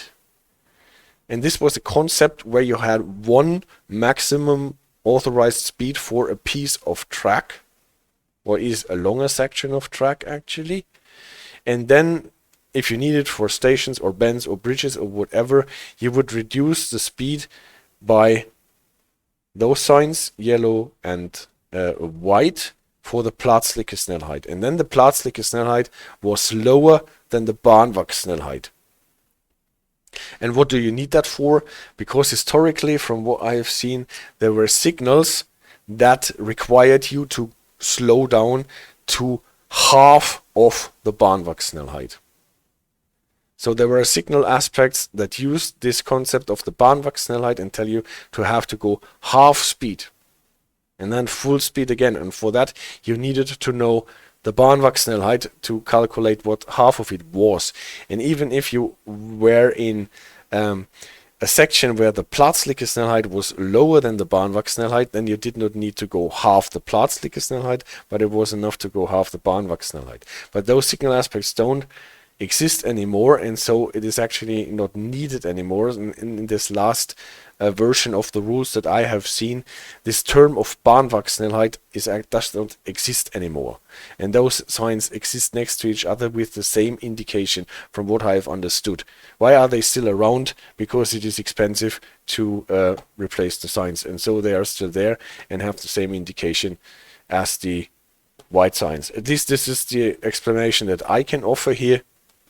It was a baanvaksnelheidsbord, yes, connected with the baanvaksnelheid. If anyone knows a better explanation for that, let me know. Complicated, a bit like the 2/3 rule on Brighton Main Line. We will not go into the 2/3 rule on Brighton Main Line, no. Well, if someone knows more to that or knows it better, please point it out as always. If you find any faults, inconsistencies, don't hesitate to point them out to me.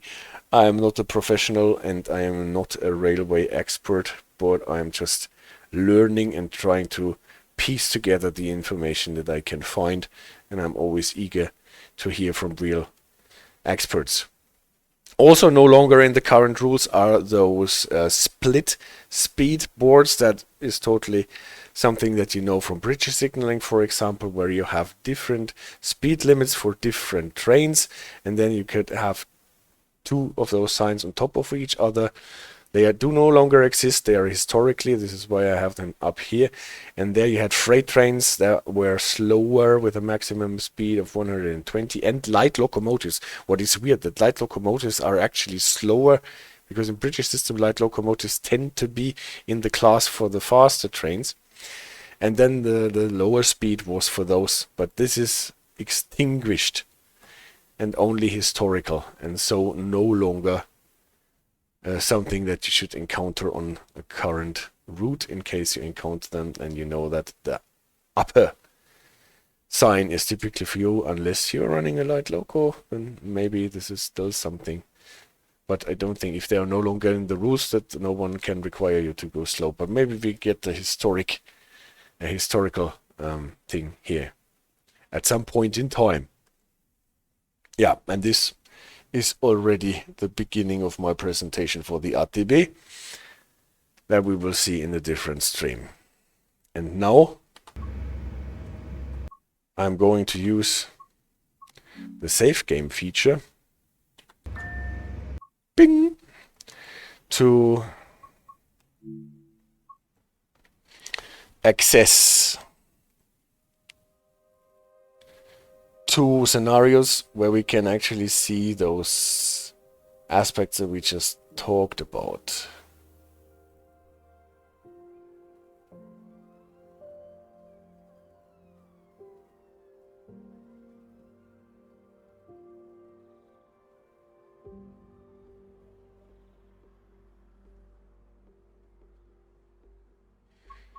So, Groningen Hero I wanted to play. Choose a route, Groningen, scenarios. Now that you mentioned Luzern Susi, I want to know your opinion on it. Well, I like it. Obviously there is a lot that needs to get fixed and improved, but still it was a good job that Rivet did on this small and cheapish route, because they implement a lot of new things. The whole Swiss system in ETCS, with all its quirks and things that you can be unhappy about, there was a lot that they added to the game. So it's definitely a thing that I would not want not to have in my collection.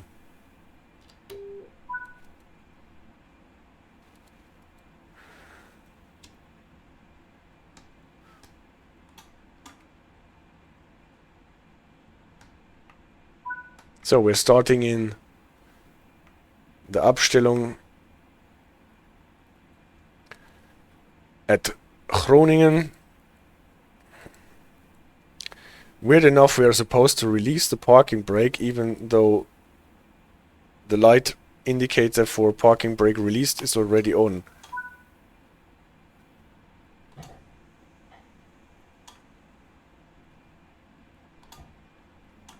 Yeah. So it was actually not applied as it seems. Get some power.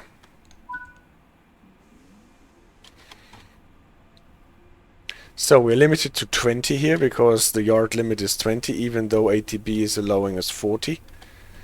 But this is the thing with ATB, you can't trust that the local speed limit is as high as the ATB indication, because ATB obviously can only monitor 40, 60, 80 and 130 and not 20. Green on the Dwarf, we remember, limits us to 40, has no effect here because the plaatselijke snelheid is with 20 lower. Also here with the snow sometimes we have some graphic issues, but well, the ETS is so buggy in my opinion, it lacks some cargo trains. Yeah, just as I said, there are a couple of points that you can be unhappy about, but it is for a first try on a route like this, it merits the effort at any rate. And a lot of the ETCS is working. It is buggy, I give you that.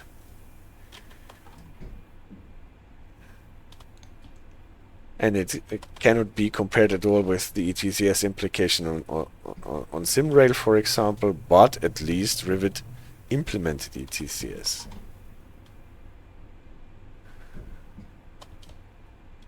Oh no, I speeded.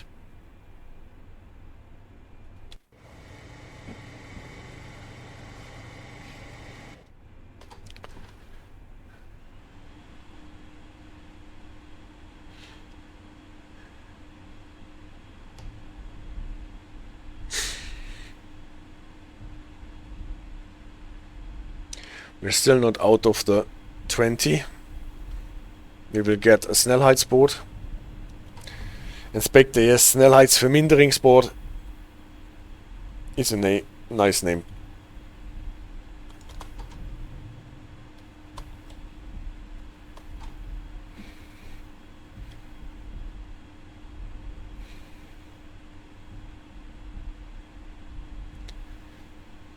My favorite was the reflectorplaatjes, rechthoekig met schuine strepen.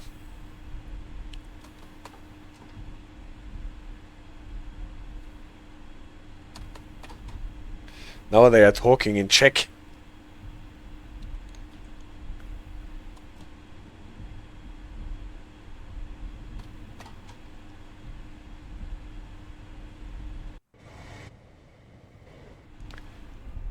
Now we can go 40. Because we got the groen variant and because it's only 40.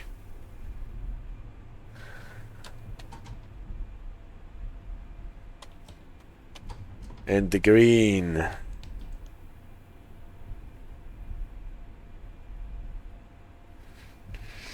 Yes, all that is true. All that is true. All those niggles cannot be discussed away for Luzern Sursee. But on the other hand, it is one of the cheaper routes and still has a new train and new stuff that cannot be found in any other route.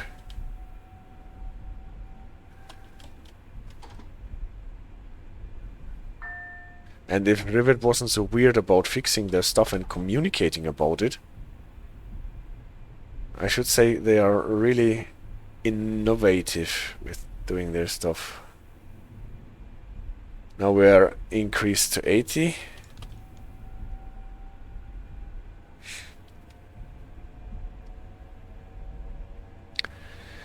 line speed. We have to go via at Groningen Europa Park.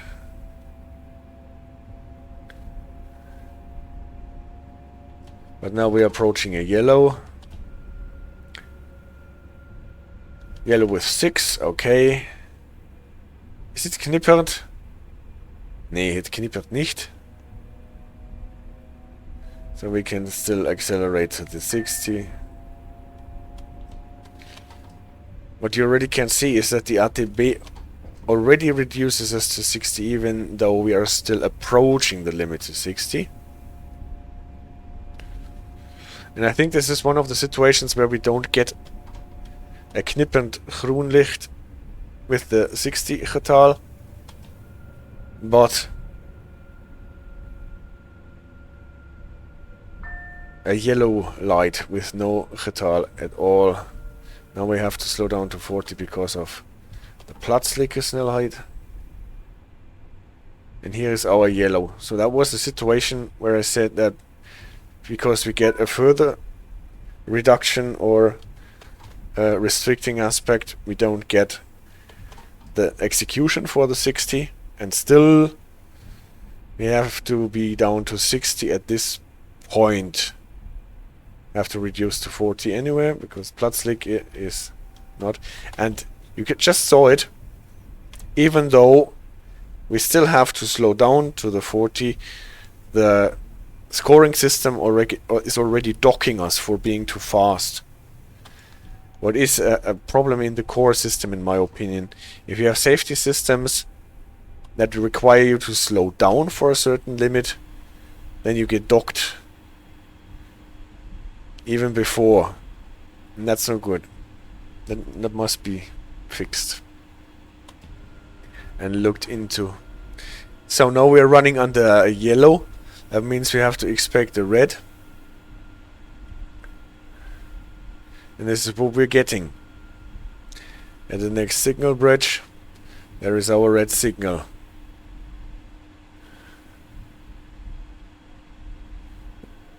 And this is good thing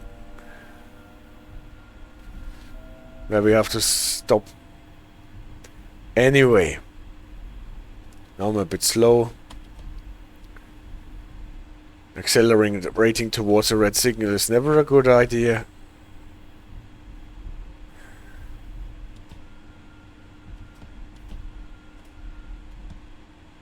And so we stop here in front of the red.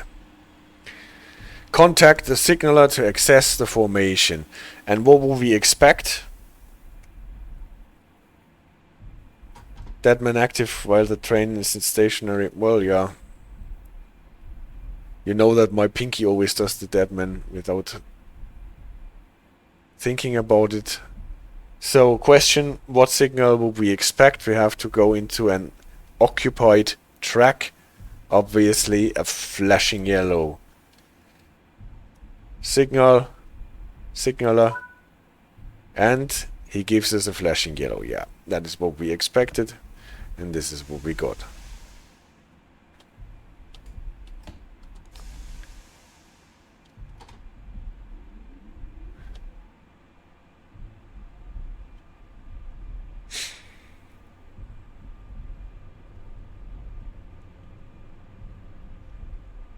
So, how fast can we go? We can go maximum 40, but opzicht.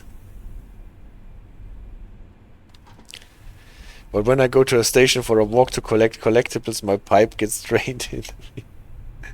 Okay, yes, I understand that. But then I never go collect collectibles.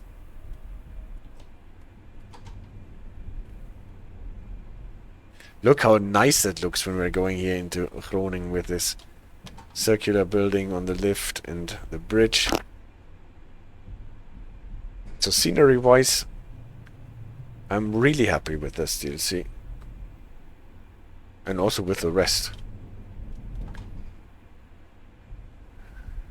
Even if I had not gotten it for free, I'd be really happy.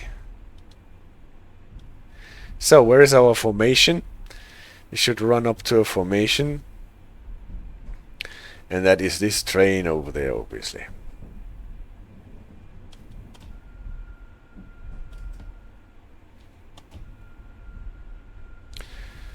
Don't know about Dutch operating rules in this aspect, but before coupling up to a passenger train, you should probably always stop before making the coupling. In case there is someone in it that can be kicked over. That must be salty snow. Why must the snow be salty? Because it is melting away the ice or what? Okay.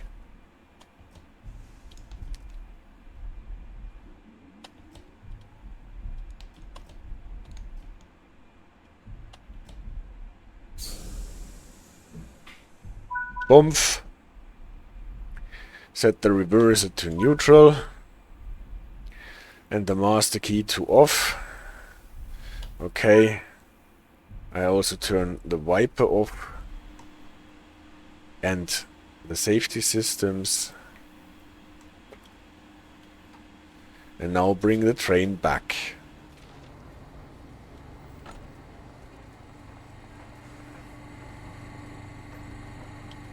Look at the counter here.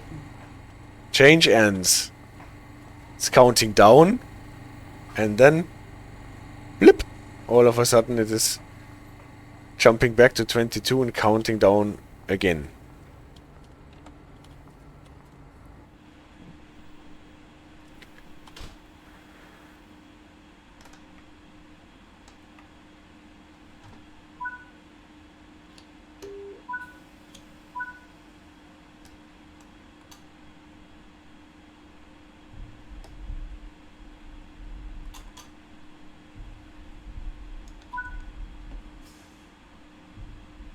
It is very soft, this combined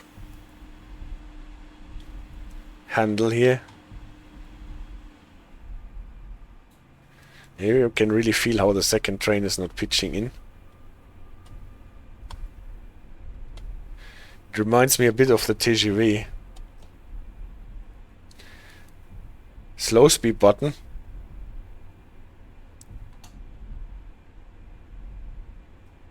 For coupling, oh, that is actually a good idea, yeah. I did not think of that, but you're right.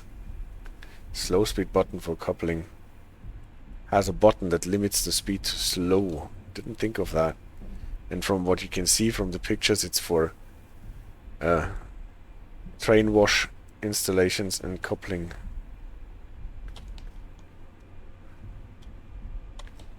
So we left with a green on a Dwarf. It allows us to go with a line speed of 40. I think you have to hold the button down so that it limits you. But you're right, I did not look into this. I don't know what this ABC means. I think there are some German trains where you have similar buttons. With one is red and the others are yellow.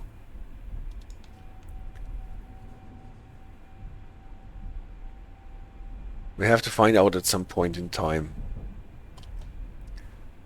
Now the plaatselijke is going up to 60. What should be relevant for us because we got a groen variant on the Dwarfy.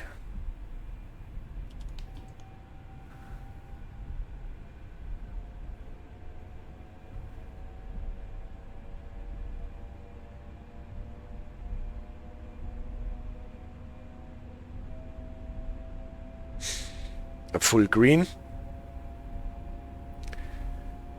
Snelheidsborden and the plaatselijke snelheid to 80. This is why the ATB is already going to the 80.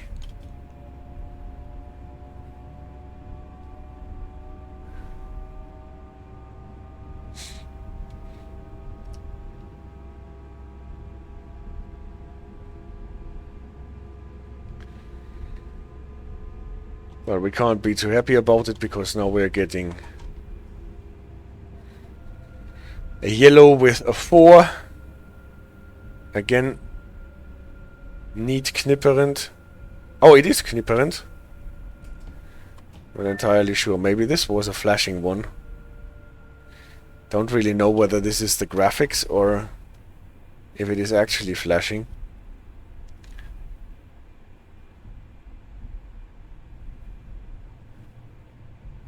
At any rate,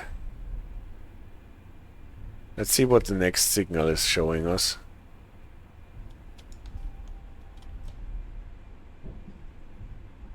It looks like it is a yellow again with a 4. So maybe this was the flashing yellow. No, perfect. Then we have seen this version as well. Yellow with flashing 4. Yellow with steady 4. But I have to admit it is not really easy to distinguish the flashing 4 from the steady 4, especially if you have snow in between and the graphics is flashing. So you don't know if it is your rendering that is flashing or if it is actually flashing. I need to go make a PowerPoint project that's due tomorrow. Bye. Yes, thank you for staying with us, Donut Diplomat. And good luck with your PowerPoint project.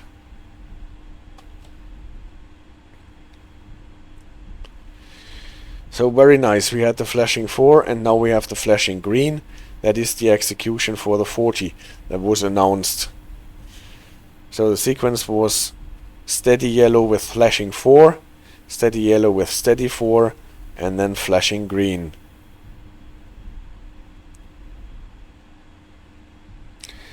What will not be announced is that, now that we're going into the Abstellung, that there will be a reduction to 20 further up the way.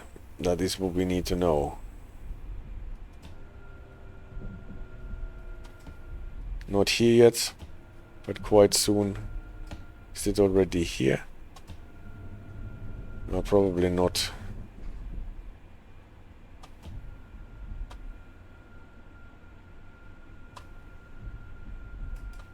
Or is it? No, it's not yet here. What signs are those here then? Ah, they are the 60 signs. It's the 40 signs from the other side that is limiting us to 20. So we're a bit too slow.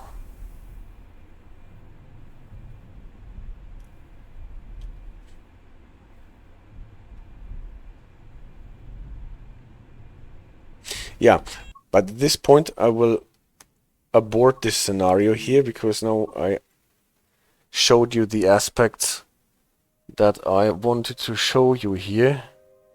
And to dip into the maintenance madness, where I think it would have been a great opportunity to introduce temporary speed restriction signs, but they have not. So I won't go so far. I only will go to the first situation where we can actually see a sequence of steady yellow with a number and then a green with a number. No, now I got the wrong thing. Choose a route, Groningen scenarios here, maintenance madness.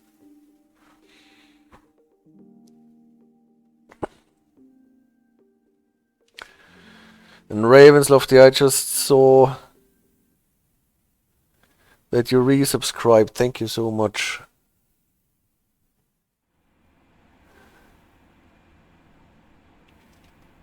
All routes between Assen and Meppel are being diverted due to infrastructure maintenance. This means that trains will be wrong line running. Make sure to keep the schedule and keep an eye out for line side workers. Yeah, that's always a fun thing to do. Watch out for line side workers.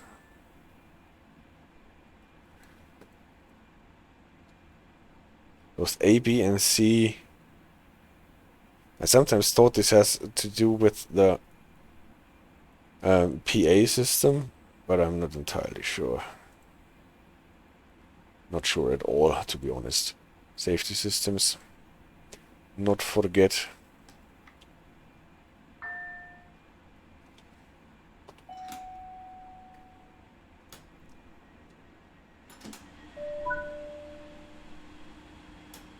Apply some power to get moving.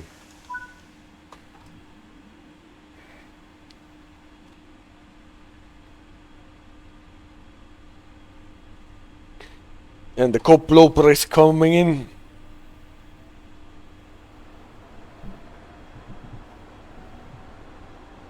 Here one of the green snelheidsborden, what used to be bahnwach snelheidsborden. Now we know why we have them.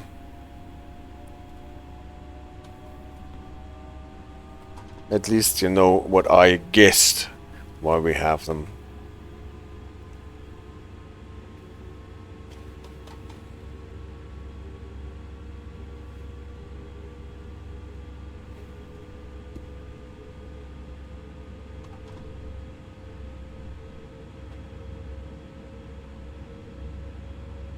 Line speed is 140 here. And this is what the RTB is giving us with the green light.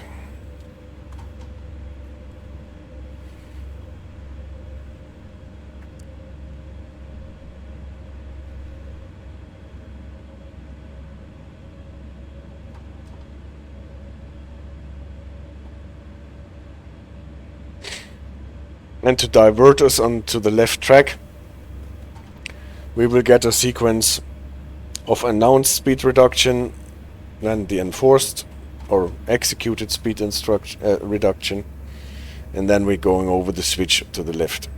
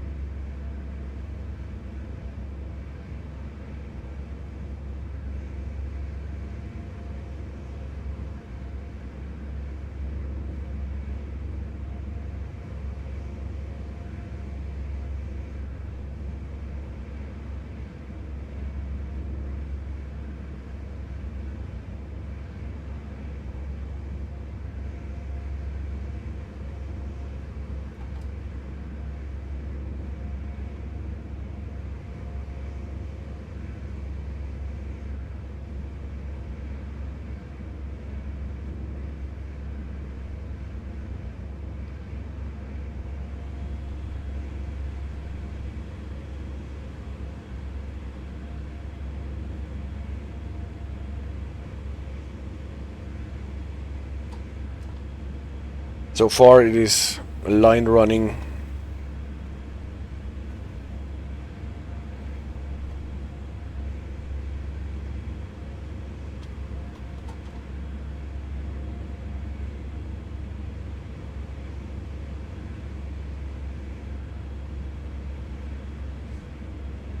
Sprinter from the opposite direction.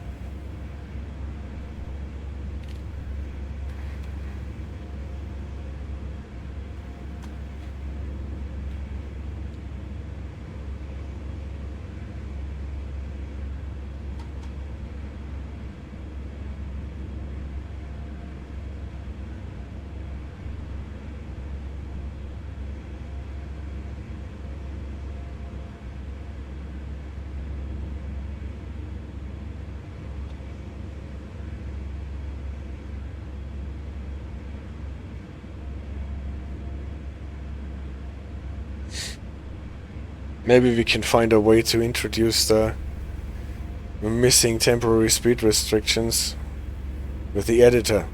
Yellow boards. And what do we get? Here you can see the upcoming switch to the left track. Or will be a limit to 80 as it seems. And consistent with that we are getting, after the yellow boards,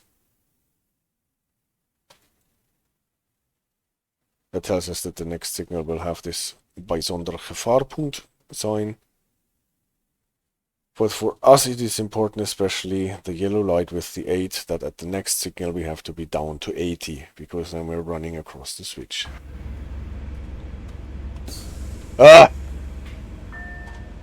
That was an emergency brake application. This is what I meant. This lever is quite touchy.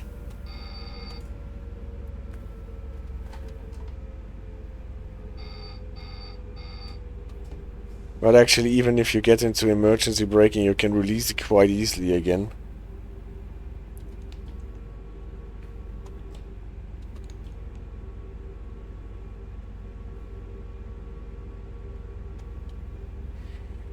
So down to 80, ATB got us down safely to 80, and the next signal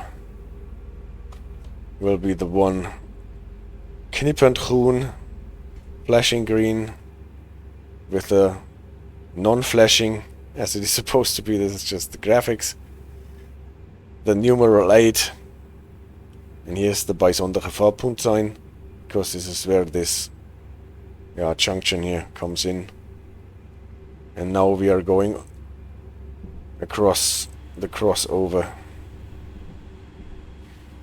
The 80 feel quite fast on this crossover, And now we would actually be back to 140, right? And in the game we will get an unannounced reduction to whatever, 40. And here it would be nice to put in the temporary speed restriction, right? And see, the radar says, yes, they really got the name Sprinter right. It has a quick start and brake. Yeah, really true. So that was why I went to this scenario here. Left track running, we will cover probably in a different stream. Temporary speed restrictions and how to deal with trackside workers. The same. And now we hit the 2 hours mark.